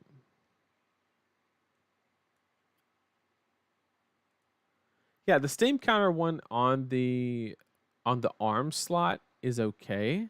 I mean, it gives you +1 damage, and you can even use it on a Banksy to make it a break point. It's not bad. If you're mech heavy, the extra action point feels good in theory. Yep. I feel like 1 blessing of ingenuity. Yeah, talked about that. Actually, engrave and or banish. Okay. You can crank 3 times on your mech turn. That is true. That's a lot of cranking. So obviously everybody understand Max is the easiest to kind of like conceptualize and build. Pretty straightforward. Everybody knows he's an aggro deck. He's just trying to boost, and then kind of gain value on the hyperdriver rotation. So we here have a kind of just standard aggro list kind of situation. Nothing crazy. We got max fees, of course. We got jump starts because they're basically zipper hits most of the time. We have rev ups because they're throttles most of the time. And then we have the overloop and underloop package. We have the underloop, the overloop. We have 2 more in the sideboard and a rotary ram and a couple more poppers in the sideboard.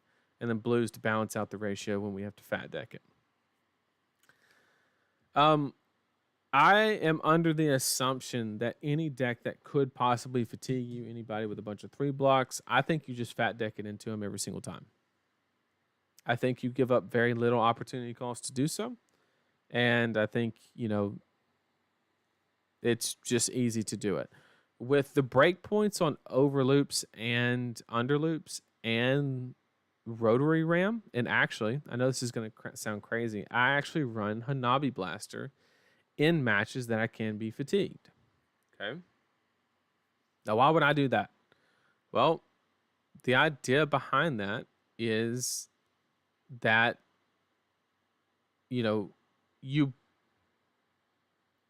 I like to use Banksy in the more aggressive matchups to kind of force interaction, unless they want to give me the counters on hyperdrivers. But you get more throughput with Hanabi Blaster, right? In the few games that I've tested, that's kind of been the thought process. I could concede that point. It's one that I haven't tested too extremely much. I'm just thinking that the overpower and the 5 damage could be enough to warrant it, as long as you get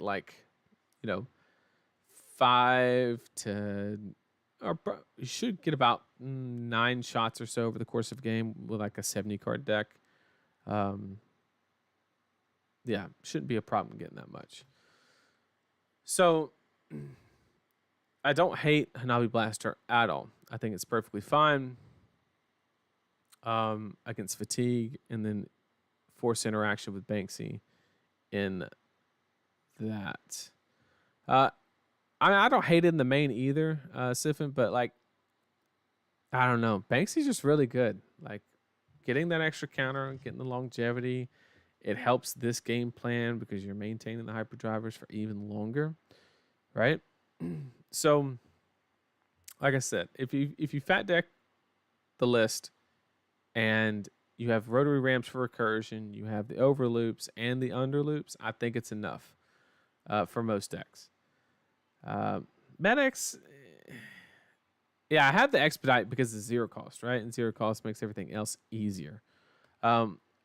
0 cost are amazing in this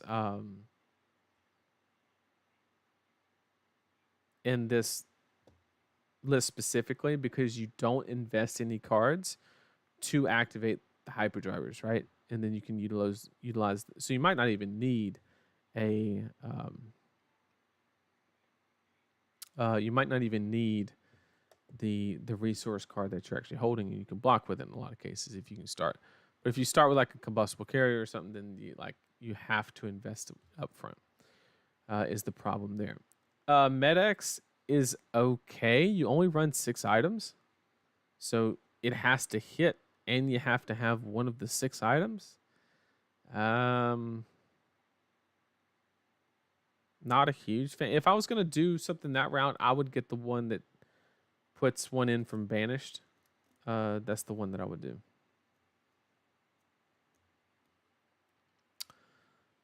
So yeah, that's basically the idea. Low blue curve. And what are some lines that we can do with Mechanoid? Well, against fatigue, what you can also do is, that's the whole reason we have the high octane in the sideboard, is we put those in. And the idea is you want to make your Mechanoid play high octane boost 2 to 3 times, and then you have the ability to swing with your Mechanoid like 2 to 3 times, right? Is kind of the idea. So that is the thought process on the max list. While I go over some cards for like justification purposes, if you have any questions about the list, let me know and we will discuss all of it. I have no problem chatting about this stuff. Some other stuff that I entertained, I thought about running the leg piece. And in efforts to make the quicken token on the turn that I was going to go into Mechanoid, I thought it was a little too situational for the opportunity cost. So wasn't a fan of that. But this is the blessing of ingenuity that we were talking about. It says graveyard or banish them. I think if you went the gas up route, you throw 1 or 2 of these in. But just 1 or 2. Never 3. Never 3. Other than that, what needs justification of not being in here? Let's see. Fabricate, you'd never run in max. That would be insane.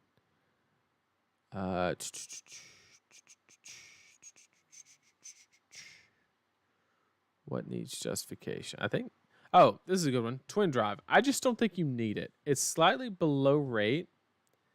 And like I said, this list doesn't really lean on high octane a whole lot.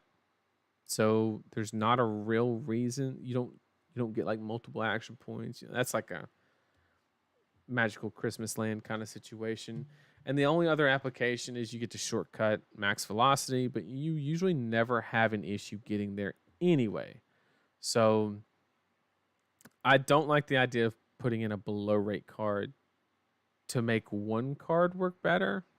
You see what I'm saying? Like, that's my thought process. I'm not saying it's 100% correct. That's just the ways that my wheels be turning. What are the questions we got? I see the value of max weapon, but I think you more Nabi. Yep. Hyper Scrapper and Meganetic.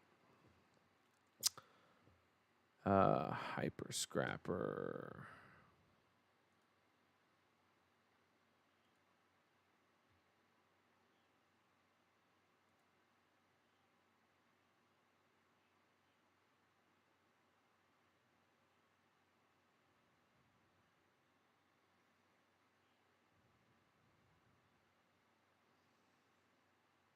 Said it was Hyper Scrapper?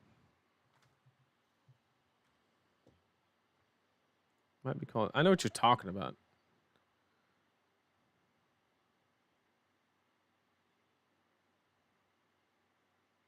Scrap Hopper? Oh, this one. Okay. Scraper. Yeah. Okay. I was thinking Scrapper. Sorry.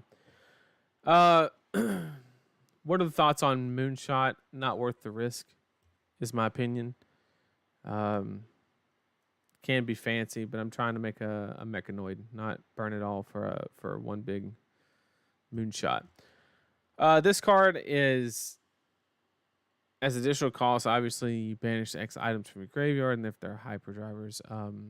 So you obviously could not run this in correlation with the Blessing of Ingenuity. Those two don't jive together. It's very low opportunity cost being blue. And then you get X, and if 3 or more, you get 6 resources. The real question is, what are you using the 6 resources for? Right? I mean, obviously you get to use Max's ability, but you've already dumped 3 resources into this card, right?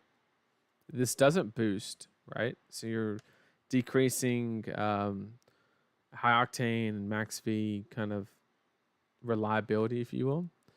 But I just don't know what you're going to use the 6 resources on. I don't hate it, but I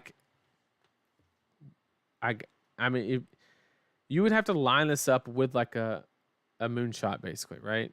Is kind of like what you would have to do. The one thing that I do like about this card is it does set up your gas ups. So if you did lean heavily on the gas ups, I think it's fine. But it's kind of counterintuitive because you're trying to end the game very quickly. I don't hate it. I don't hate it. Something I'm gonna have to try and kind of get back to you on. And then Magnetic, right? Blue. For this one, I only run the red and blue T-bones, I believe. So that's the only way that I can get in. I don't run the yellow T-bone. So as far as getting anything, I don't hate this one either.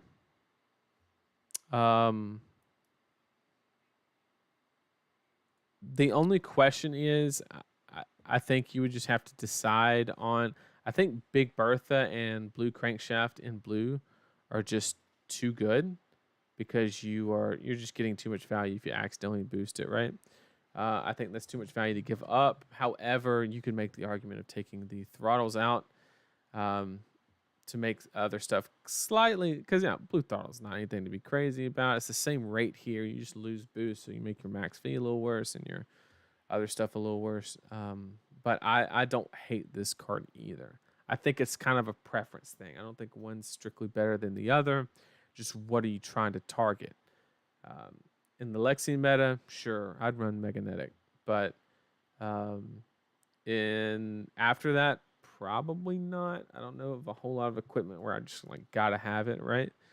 So I think that's just dependent on preference. So if there's no questions, the first thing that I will be experimenting with is I will be trying the gas ups. I think it's such a strong play.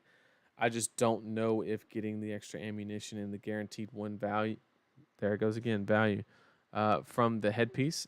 I'm not sure if it's worth giving it up. Because this armor comes in so handy when you're trying to be an aggressive deck, and then gas up, of course, blocking 2. But I mean, everything else just about blocks 3, so you can probably take that risk. Now I think about it, that probably is the correct play. I probably would run the Visitronic and the... Yeah, I think that is correct. Gas up's just insane. Gas up is literally insane. So I'm going to go ahead and post this into the Discord.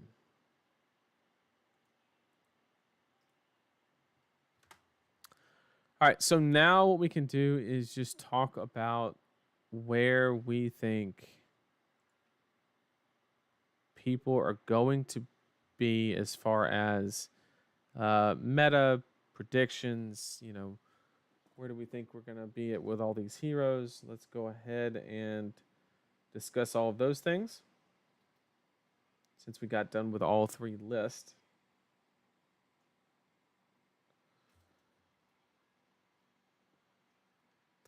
Okay. So as far as the heroes, where do we think they'll land? I think Dash IO just gets annihilated with Lexi around. Simple as that.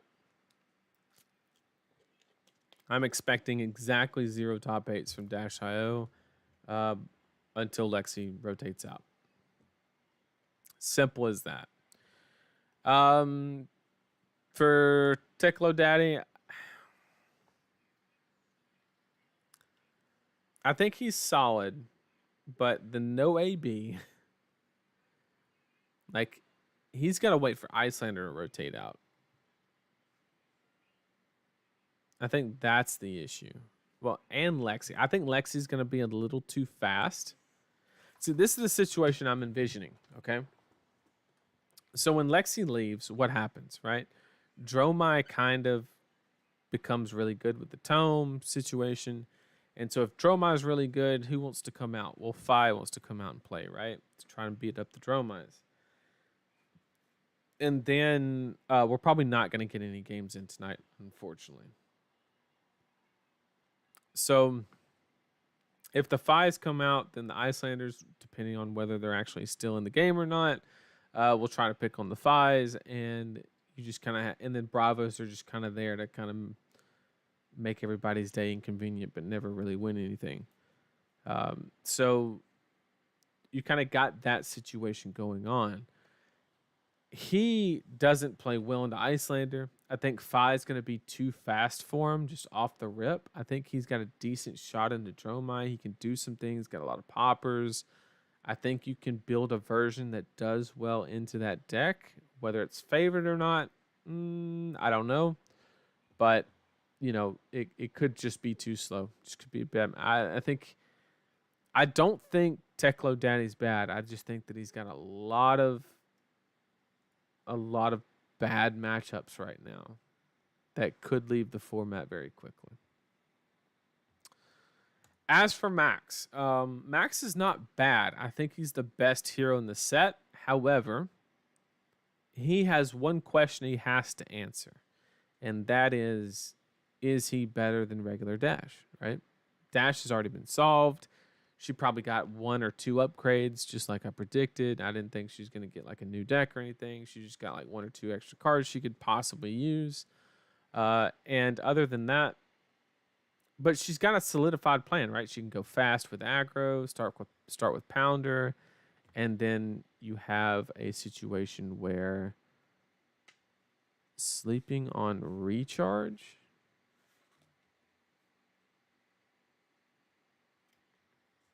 What is recharge?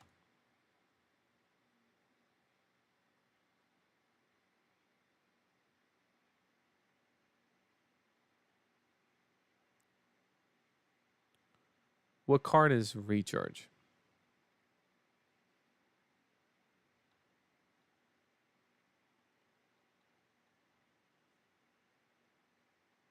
I think I remember what it looks like. That one. Put a steam counter on hyperdriver you control. Next attack you gain +3. Yep, so +4. I think I am too. I think that's pretty good. So just like, right? Yes, Peter. Good to see you. We finished all 3 decks, but more than happy to talk if you want to. Just let me know if you want to via chat, or I can pull you into Discord, whatever you want to do, whatever is viable for you. The problem with like Gas Up and Recharge are phenomenal cards. They're way above rate. The problem is that the more of these cards you incorporate, the more the more your ratios get off, right? You have a situation where, you know, this card becomes a lot more difficult. You lose value in high octane situations like that. However, that I'm open to admit that could be a worthy payoff, right? Because my favorite thing about these cards is you're pushing 4 damage, which is a break point, and you're not boosting. So, like, I do like that aspect of it. Maybe there is a situation where, you know, maybe we could revise the max list and do like a front pump kind of situation. You're going to block a lot less. You have to be okay with taking that sacrifice, but I think that's fine. You're an aggro deck. Yeah, because you have quick fire too. That's the third one, right? Um, this one, like comparing it to like I don't know rotary ram or something, which is a 0 for 3 but blocks 3, is running the risk. Like it's a 1 for 4. It's the same rate, but it blocks less. That I can't. I don't think I would ever run this one over rotary ram. Is the real situation that I can see. But Peter, are you in the Card Guys Discord? Let me know if you are. Um, if not, join real quick.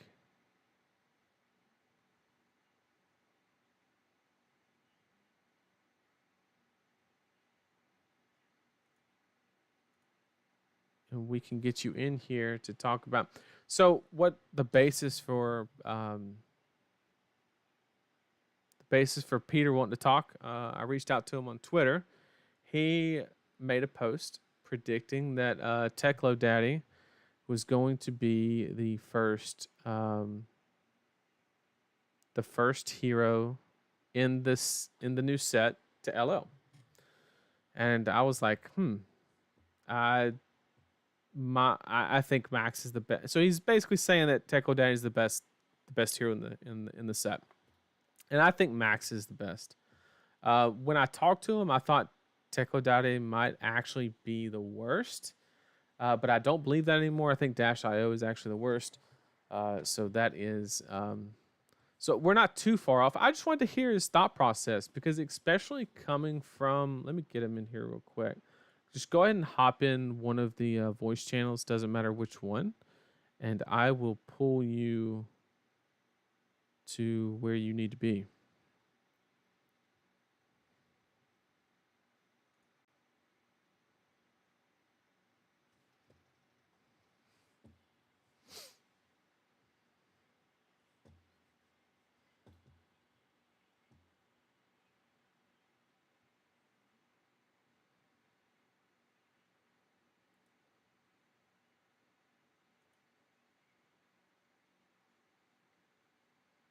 Yo.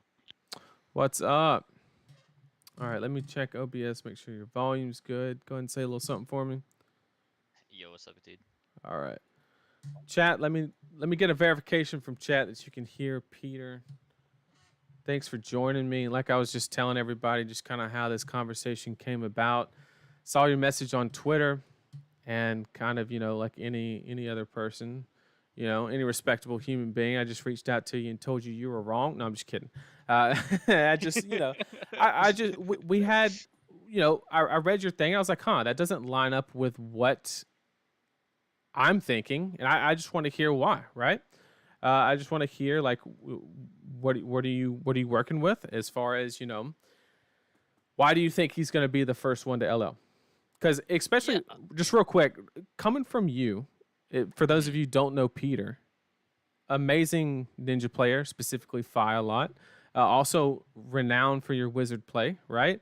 Which I would believe are two heroes that absolutely dumpster this hero. So it blew my mind that you were like, yeah, dude, this dude's the shit, right? So go ahead. What do we got? Yeah, so how I looked at this was like pretty interesting because I used to play a lot of mech back in like Tails era. I actually brought like Dash into like the Briar like ball lightning Dash meta, and I actually thought it was like probably not the best idea, but it was good in my head. Sure. But when I'm looking at these different cards, I think like the thing that I see in a lot of the discussion around these heroes is the kind of like the lack of like understanding like where you can get additional value in like late game engines of these hero, right? Because Mm-hmm. obviously like max nitro is like is going to be the easiest thing to build ever, right? That's Because exactly what I said. Yep. yeah, you can basically copy and paste an old boost dash list and then Mm-hmm. like add 6 cards and you're probably correct, right? Like Yep. uh the thing that I'm thinking is like my initial reaction to this was I think that Teklo Bosin was like I think people like saw like the singularity and they were like, "Oh, this is like a really cool card, but like I don't understand like how you would ever like win with just that, right?" But Right. I think initially with the power of that card, I think a lot of the other cards in your deck are infinitely better into like in a late game scenario, right? I think he can be built in like multiple different ways. I am currently looking at like the list that you posted in the Discord like real quick while I Sure. talk about this, but um I think there's like a very interesting ways because if you're going to play a singularity deck, right? Right. Uh, you're mostly wanting to play the blues, which like the blue evos are obviously the best ones because they have the additional effects. Yep. But the only time like it only comes in from and then when it goes into a hero, right? So you Mm-hmm. have to play other like base equipment. So the only other base equipment that is like good is like the Evo Sentry, like the battle worn ones. Right. And I think initially, uh I was looking at lists that were playing like two of all of them, but I Yep. actually think you should be playing like I think playing two of all of them, but specifically I think you should be playing three of the base heads. Just because of like the head is the best one, right? The Because you card get draw. the Right. plus Right. one, yeah, the plus one intellect's like Mm-hmm. insanely strong. But and I think sleeping on like the chess piece as well, because I think you can play this like really interesting mid range kind of build up into trying to play singularity it like a lot of the time and then just playing like Terminator Tank, like War Machine, Liquid Coated Mayhem, and Right. like all is like basically like obviously you can only play like Tank and War Machine, and there's like another one that also goes to 9 overpower. I'm forgetting what like the card name is, but Mm-hmm. you play those three and then like 9 copies of Liquid Coated Mayhem, and then you can like basically always win after playing Singularity, no matter what, almost almost every position that you're at. I Okay. think you can like if you can survive to playing Singularity, and then with like a couple of base evos, I think you will always will win post you Singularity if you're at like if you're like at 21 health. I think you're probably like an 80% to win the game. From a lot of situations in versus like normal like mid range versus or control decks in the format, correct? Right. Um, but obviously I'll say this in a note. I think Teklo Bosin is a lot better post Lexi and Icelander rotating after like That's protocol exactly what season. I said. Yep. Yes. I like I think you're actually probably good into Lexi. Like Sure. unironically, you're probably decent to Lexi because you're making a whole bunch of equipment that block extra to buy you the time to like play another thing that blocks extra, then block out, and then do a whole bunch of things like that. And if they ever have like they shoot an arrow and then try to set up a rain razor's turn, if you could double evo and then like you can block out a lot and then like eventually just have to take like 12 on the chin to play singularity, then you like always win the game from that Right. position versus them. But I think like obviously you're really bad against arcane barrier because you Right. can't really give up like the base equipment. Mm-hmm. But I think like if Icelander is out of the format, right, and like obviously your only auto loss would be Kano because like there's just no way you can relatively like kill a Kano in enough time or like get to a point where you can play singularity and like attack him unless like the actual nuts happens in the first like 3 turns of the game, Right. which you could probably still die through. But if you, I think you always have to have bad matchups, right? Mm-hmm. But I think if you play a build with a quantity of like 6 powers, you can buy yourself enough time versus Dromai, and then uh like being playing into this like base idea into like the Evo into Singularity, I think every mid-range deck in the format will always lose to this deck, which I Mm-hmm. always feel is like a very good place to be if Absolutely. you like I've always thought that with Dromai, right? Because like Dromai, I feel like you always have a way to win the game versus every deck unless the deck is playing like specifically like Ninja, correct? Mm-hmm. And like I think this deck is basically the same. I view it as the same as Dromai, but you're like even better into the other mid range and control decks in the format.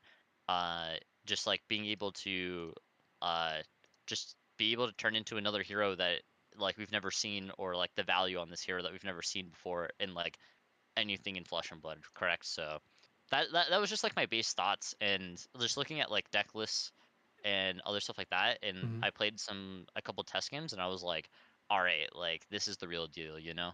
Right. Okay, so I got a couple questions for you. So you Yeah, mentioned like you're kind of sold on singularity in that game plan. yeah.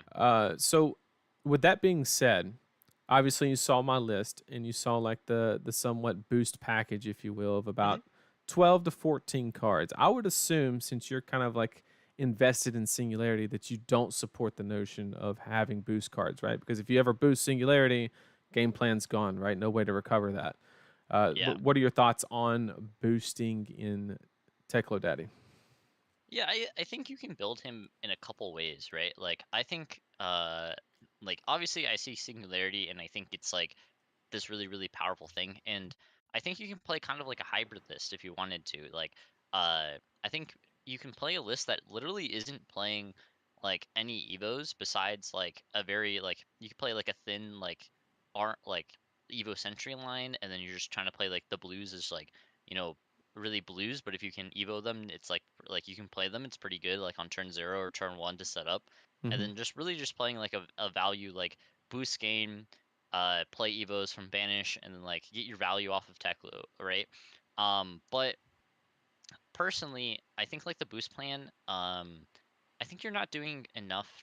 Like, I don't think you have enough damage to really go over the top with the boost plan or like the that plan as like Techlo, as Techlo specifically, Hmm. because the weapon's pretty bad. I will say that, but it's kind of grown on me the more I've played with the deck. But the equipment, like your weapon, isn't going to be that good, and you don't have like because you can only play evos from your banish zone. If I was going to play like more of a boost plan, I would want to play like more of like a pistol and like maybe play like like a couple of abductions to try to like play them from time to time and then like, get some value off of that and not like Hmm. be all in on evo.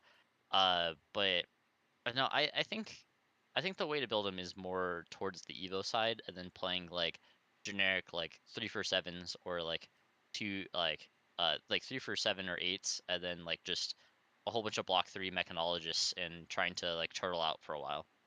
Okay, so uh, you probably weren't here for the beginning of the discussion when I was Yeah. talking about the list or whatever. But the main thought process behind the boost package was kind of like an efficient way to get the Evo pieces into the banish zone to kind of save value. Basically getting a free card worth of value because it like saves you from having to scrap, right? So during your game plan, what you're talking about, obviously you want to get those pieces into the banish zone. You don't really want to be ripping them from hand to play them onto the board. Are you just solely relying on scrapping? Is that your avenue of getting those Evo pieces into banish zone, or are you just not worrying about it and just ripping them from hand? I think I'm like a little bit of both. I think Scrap Trader is a pretty good card, Hmm. and I think playing with like a heavy like a decently heavy like Evo Sentry like baseline into playing into you're gonna block with a lot of these like battle run equipments a lot of the time like from hand, and like you're gonna block with like some of the Evo like steel ones from hand, and you're gonna have some Evos in the graveyard. So like I think playing like a 2 or 3 like scrap trader line is perfectly fine, but I think playing them from hand is like perfectly fine as well.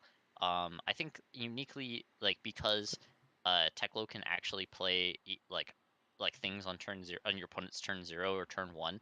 Hmm. I wonder what the actual like numeric value of getting like value off of like playing an Evo on turn 0 and taking how much damage you can take, right?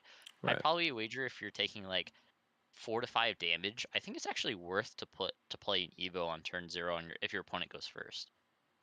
So I think it depends on like the start you get, but if you're Hmm. able to play like 2 to 3 Evos in the spawn of like the first like turn like 0 to like 3, basically 0 to like 0, 1, 2, or 3, I think you can really just play like a tempo game and then just play into like a mid range because once you play like 3 to 4 evos and you're just waiting on singularity to come up, like you're still blocking like 3 2 1 on like 3 2 on like 4 different like evo equipment, like your terminator their terminator tanks are turned on, your war machines are turned on, Hmm. like you're still, and then like your liquid code madiums are free 0 for 6s, like you can block with 3 cards and come in for a 6, like you're getting 15 points of value basically. Hmm. I think like Keely in that, I think being able to play him like as a mid range is pretty good. I do. I do understand the boost aspect of it, right? Like I Hmm. think the inherent value of being able to play, because like Teklo being able to play Evos from Banner Zone is like pretty strong. Right. Um, but like also if you're only playing like 18, like if you're Right. you're not boosting them like too often. Right. Right. So you have like less than a third, I would say, most of the time. Like, um, yeah, I think he's like in a very interesting spot. I would rather be either all in on trying to be singularity or being all in on like being fine with like trying to boost like them and hope you're hitting. Right. Right. And you mentioned that you are not a huge fan of the weapon, but you said it grown on you a little bit. Now, Mm. during my explanation, I think it's actually one of the best aspects of the hero because once you get to Evo level 3, then you have and if you look at my list, I have a lot of like 2 for 6s, right? And I'm Yeah. trying to incorporate that same mid range plan that you're kind of describing. However, I can't get to it as quickly as you can, probably. And I'm trying to swing with the weapon for either 2 to 3 value and then swing a 2 for 6, which is a 2 for 8 or 2 for 9, which is exactly where we want to be in the realm of flesh and blood as far from a value basis. So do you think that leaning on that strategy is just not worth it, or do you think you just kind of get to it too late? So I think it's fine. Like I think that strategy is pretty good. I'm a little scared because like post like obviously we can't like predict the format perfectly like Hmm. post like seeing Icelander being banned. But when I look at it, like I'm mainly trying to be like more like a Dromai or more of a like a Bravo in the future, or like wherever like Viscerai lands or anything like that. And Hmm. I think the value of like 2 card 8s and two card 9s is really good, but I think playing value of like 2 card 8, 2 card 9s are only good when like disruption or better blocks is also being presented, right? Right. So I think the trouble that I see with that is if I am playing it like a 2 card 8, 2 card 7, 2 card 9 strategy, Hmm. but I can't um but I'm not also like disrupting my opponent's main game plan or being able to block my opponent's main game plan like efficiently. I think like those kind of mid-range decks usually fall like pretty substantially, right? It's like I equate it to like Bravo always swings like a 2 card like 6 for Anathos all the time and like threatens pummel. Right. But like if he didn't have like crush effects with Dominate to like stop you from like enacting your game plan, Right. like the deck would fold even harder than it already folds, right? Right. Like Exactly. Exactly. so, and he also has a fridge, which like you have to build your fridge, so it's taking like even more time to get out there. So I would rather be like all in on like, hey, if I can play like 4 to 5 evos, play singularity in like first cycle, and be at like 25 health, and then like 25 versus 40, I think Mhm. you will win that game. Right. So that like so I yeah I'm more on like, hey, I want to play the strongest like I want to play the strongest board, right? Like I Mhm. want to always be the most powerful the deck can be, and I think the most powerful the deck that can be is playing singularity. So, Right. Right. All right. I got one more question for you. mhm. Yellow Evos, specifically the one with the what is it? The thruster and the boots. The final stage for Tekla, the one that revolves around the weapon. You think it's a trap, or do you think it's actually worth playing? um, so the thing I don't like, uh, so what I was thinking is I think the only I think I also see you're playing Cogworks, and I was playing like all Techlo with like Fabricate. So in case uh, like you had to block with one of the blade breaks to not get hit with like and like lose the game instantly to like fabricate like the proto back. But Hmm. the yellow ones are so interesting to me, right? Right. Because I think I think about the yellow ones as but like what I'm losing and like what am I trading, right? Like Mm-hmm. if we look specifically at like the Evo Steel like Soul Tower, right? And like when you transform, you get an action point, or if it's hero, you get 2 action points, right? Like Mm-hmm. is the Evo Thruster, which is the yellow boots, is that worth more value than the Soul Tower?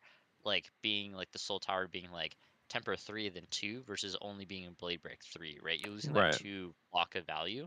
Right. Like so you're losing 2 block of value and uh like obviously if you're playing not singularity, you're already giving up like the singularity value, but if you're like the 2 block of value plus like well it's like another 3 block of value because you block 2 then 1. Right. Like what are you gaining from it? And the only thing I'm seeing is like if you discard a card under it, obviously you can tech another additional time with a weapon this turn. um, I do think that there's randomly there's an Evo Thruster OG Dash deck that's playing like pistol, and like you get to pistol like I think if you played 3 induction plus the Evo Thruster, you can Mm-hmm. get like 5 swings with the pistol. So like technically you can like and then the arms also give it +1, so like Right. you can swing like 5 times, and I think it's like 30 damage with like just the weapon. Right. But I think it is a trap. I Yeah. would say I think it is a trap. I would rather because it doesn't have base on it, so it is the final evolution you could Right. say. Mm-hmm. So if you want to play the yellow ones, I think you have to play like a fabricate game plan. And I'm not like completely sold on fabricate, but it might be a necessary like 2 of in your deck Right. just in case, you know. So you are dedicating sideboard slots for that suite. Are you sideboarding one of each in the sideboard to cover all your bases, or are you kind of saying, okay, if they tumble tie me in one spot, it's typically the head or the chest piece because they're the most valuable spot. So I'm only going to run those two for fabricate. I think you have to play the full suite of Sweet. the proto, right? Like, Right. uh, because if you're all in on like one game plan, you have to make sure like what will I lose to, right? Mm-hmm. And I think if I'm looking at like obviously like Fi is going to be a terrible matchup because like you're not really going to like disrupt them or do anything to them. You're just kind of block out, and that's where Fi wants to be. Like if your opponent's full blocking, eventually you're going to chip enough damage to kill them through like Art of War, just naturally coming with Phoenix Flame and attacking too many times with the chain and other things like that, right? But I think the really winnable matchups is going to be like that Dromai matchup, and the only way I'm losing against Dromai is like they play Tumultai and they break like they destroy one of my things, or like I actually, Atonetai can't kill you when you're in singularity, right? Unless you have like, Unless you've already blocked a bunch because you got to yeah, get unless you don't minus. really Yeah. Yeah. block a bunch, right? Yeah. Yeah.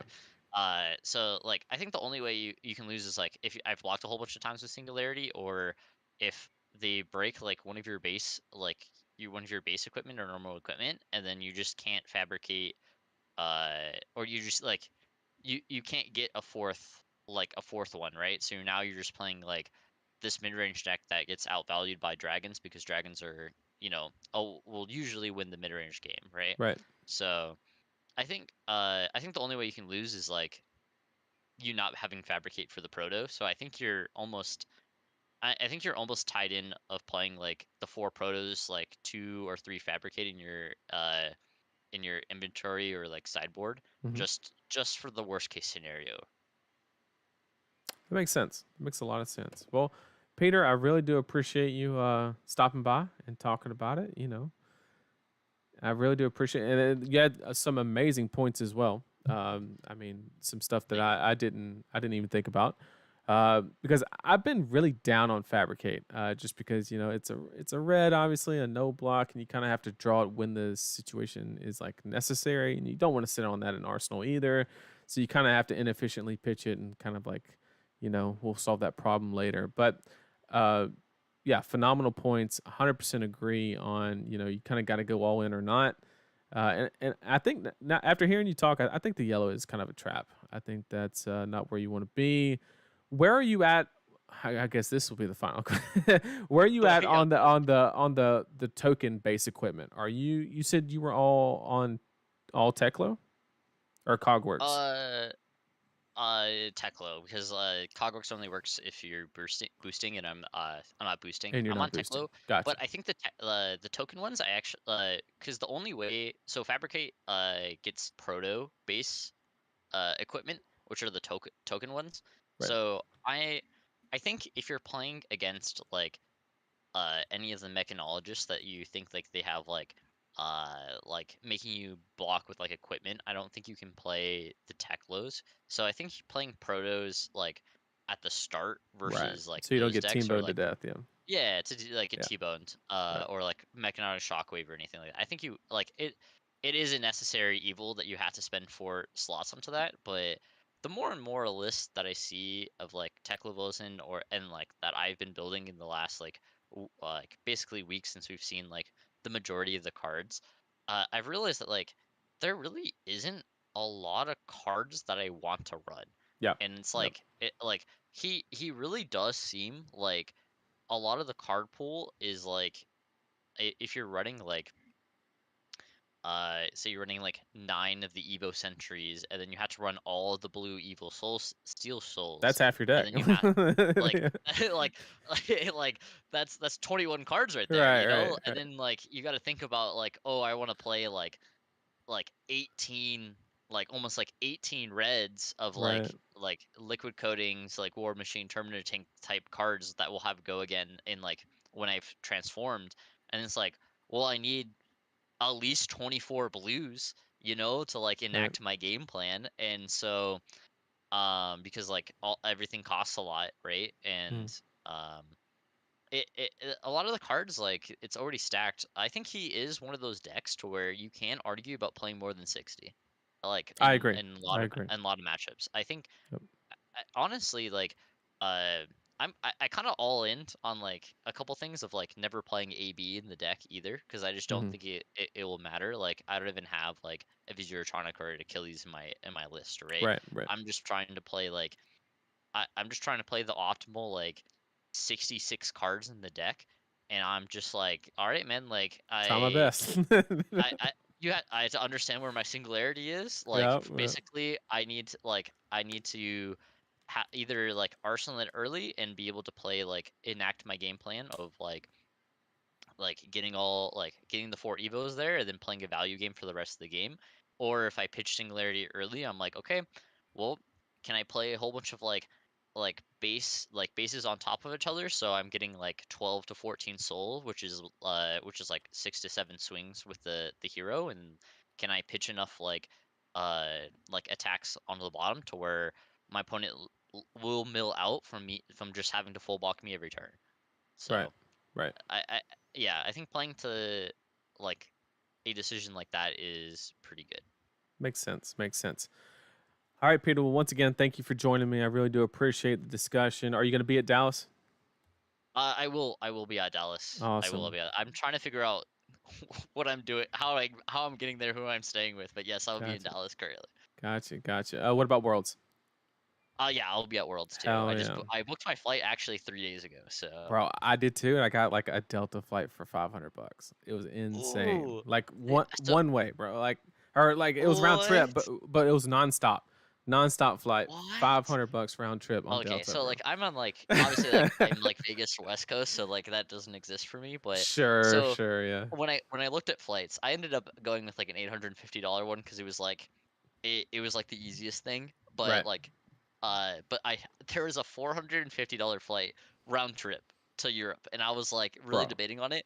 But there was 8 stops, Oh no, no. I'd rather dude. ride It on the was wing, bro. dude, it was like Uh, it was like fly I think it was like fly to Atlanta, fly to JFK, fly to Barcelona on the way nope. there, and then coming back it was like go to Barcelona, go to Paris, go to Amsterdam, Amsterdam to JFK, JFK to Seattle, Seattle to Vegas. And I was Jeez. like it was like plus like 11 hours of like flying, and I was like, is that worth like $400? Is like being Time is like money, 11, bro. Time is money. like it is, but I was like personally, I am a child. Like, well, I'm Yep. not like actually a child, but Sure, like sure, yeah. I don't know how to travel correctly, so like the least amount of like Peter needing to be in international situations where I can only speak Right. English, and like I just hope somebody doesn't rob me is like it's worth not like paying the extra money. So Absolutely. Absolutely. I agree. I agree. That's great. All right, Peter. Well, I will see you in Dallas and at Worlds. Best luck at yeah, those I'll see you events, there, and I'll dude. see you there. And once again, thanks for the discussion. Take care. Yeah, thank you. All right, chat. Once again, that was Peter. Awesome discussion. And it's also a great example on why, if you disagree with I don't even want to say disagree, I just had a different thought than Peter did.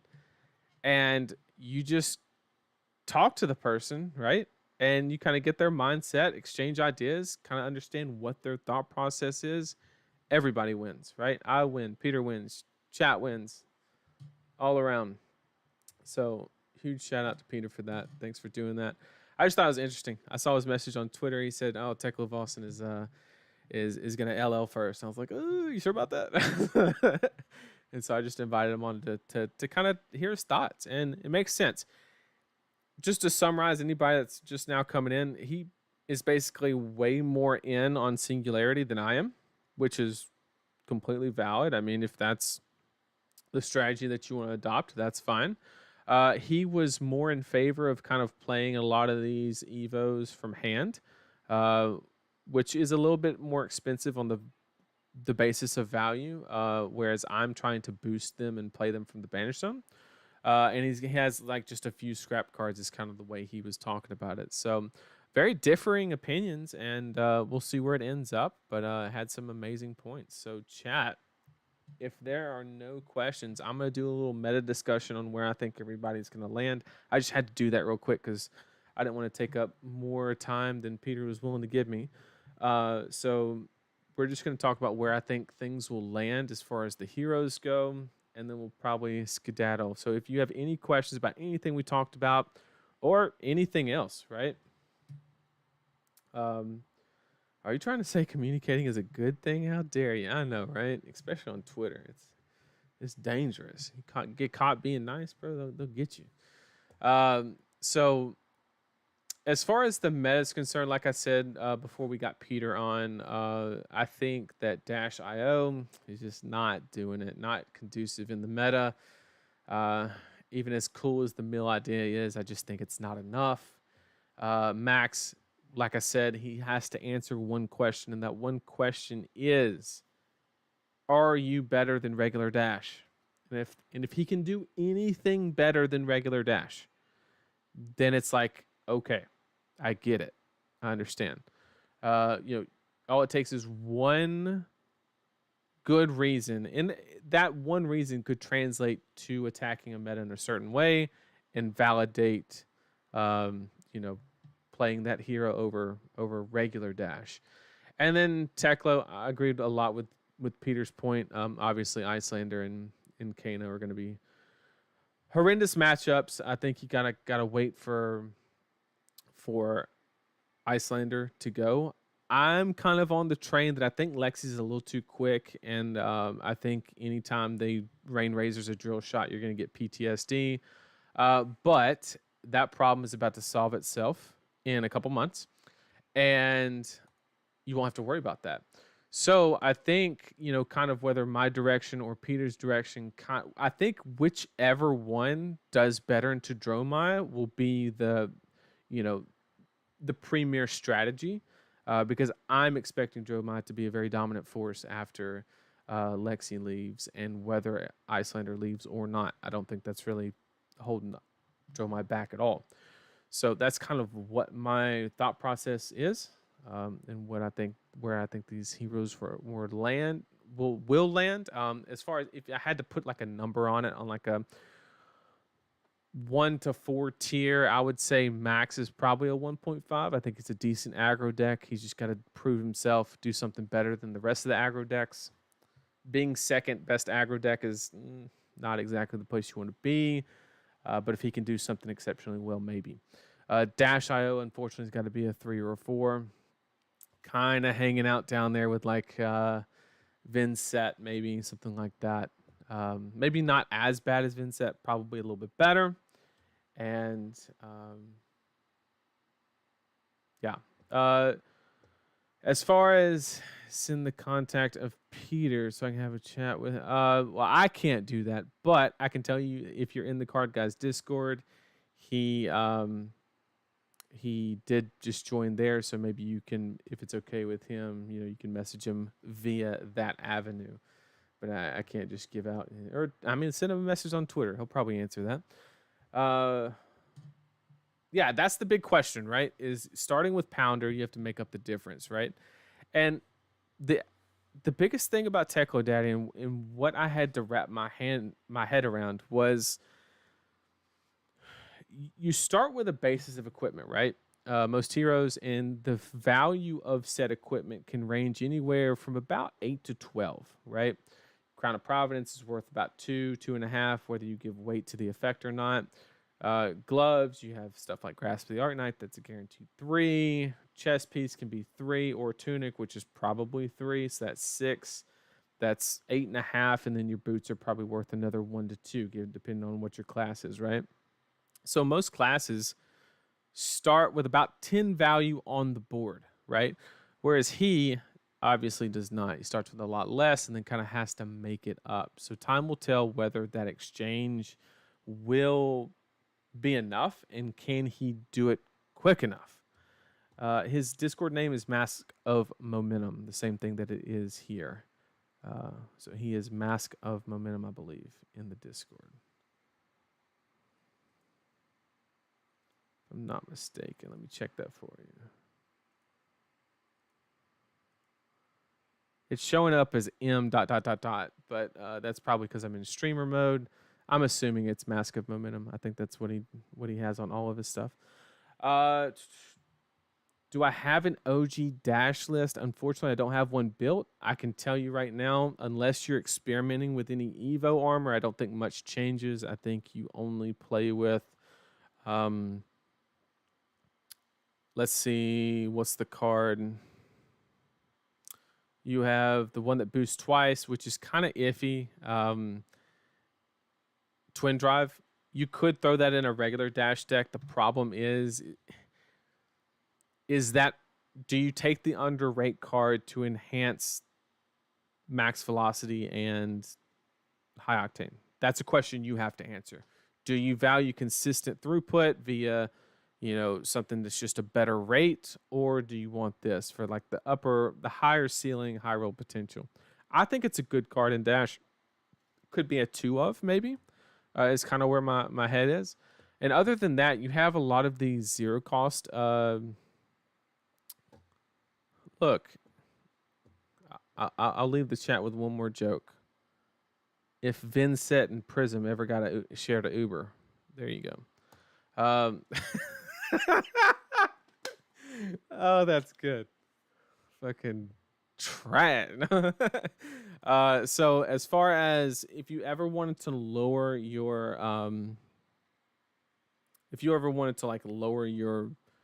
cost, your cost curve to make other moves like more efficient and more less variant, more consistent, you could run things like Expedite, just zero cost boost, kind of like. Also, you could replace like Yellow T-Bone, maybe something like that. Bro, I've been killing it on these picture jokes, guys. Let's see. Some of you old school guy, you ever touch the thermostat? This is Pops getting you. I tell you what. No, I'm just trying to think of jokes on these card arts.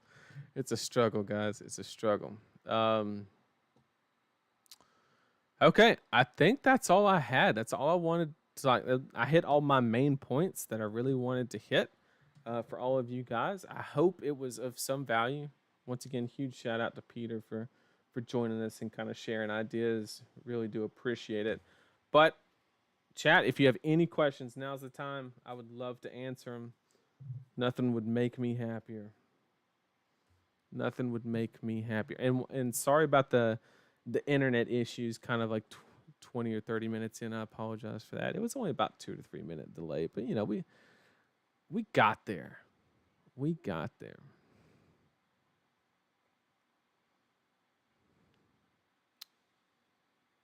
see if I can make one more joke while I give people time to ask a question. How do we make a joke about this? This is what they would have to give me to attend to calling in Detroit. They'd have to supply one of these. Tier list time. You know it. It's coming. I just gotta. I ran out of C's, so I can't place Icelander. I need more C's. Put her in C tier. Elemental mech win. Sounds like a disaster, but I'm all for it.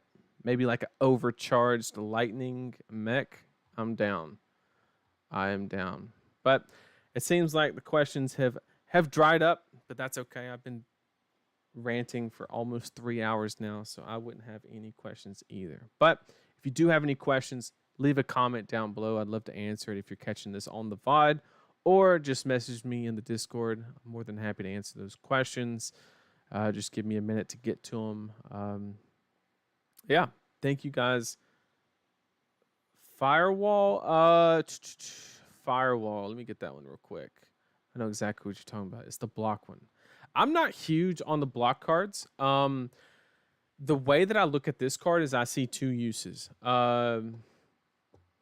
It's a pulse wave brook. When this defends, reveal the top card of your deck. So I see application in Dash, right? It's a 4-block that shifts the card, right? Because Dash IO could run Evo equipment, but more than likely it's not. It might run Evo equipment, but it's going to be very light. So if you look at the top card, it's not an Evo, more than likely. So it goes to the bottom, and items are not Evos. So that increases your odds of hitting an item. So I'm looking at this card as a way to manipulate the top of the deck for Dash IO, and then also just getting closer to Evo cards for Techlo Daddy. Not bad. I hate cards that do one thing. D-Reacts already push it for me, and you don't really need D-Reacts in Techlo Daddy because he is constantly renewing his equipment, which is inadvertently a D-React in a sense. So it's okay. I'm not huge on it, but it's okay.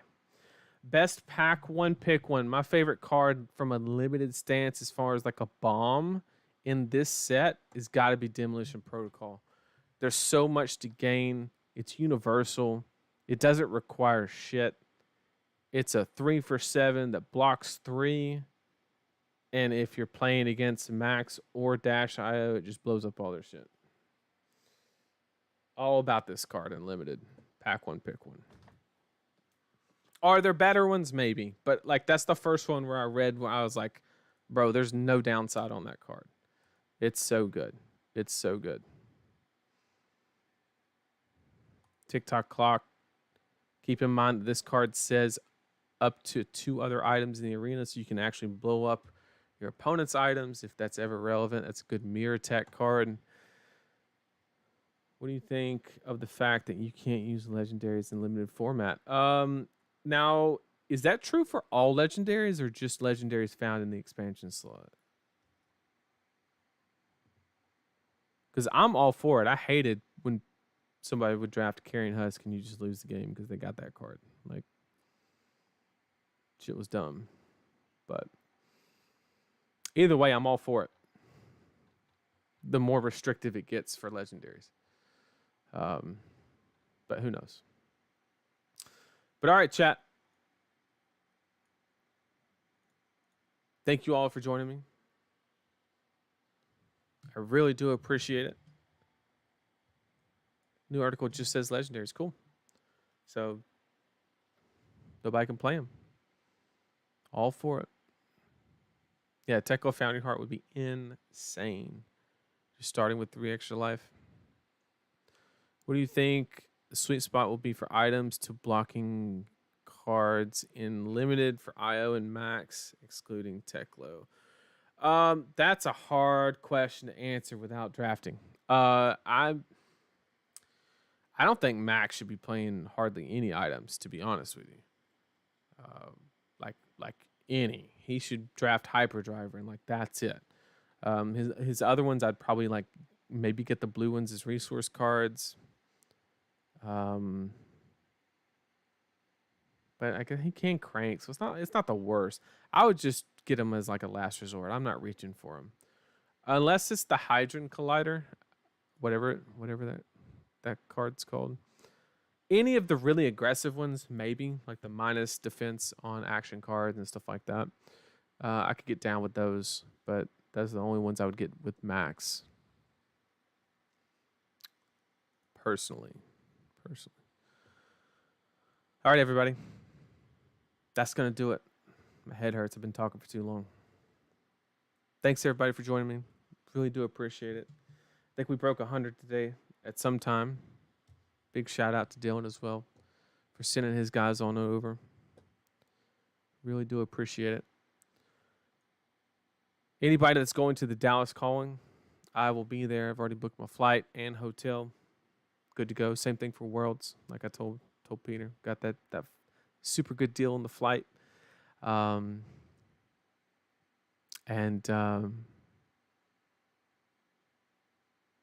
if you see me at Dallas, say something. Say hey. I'd love to chat, and we will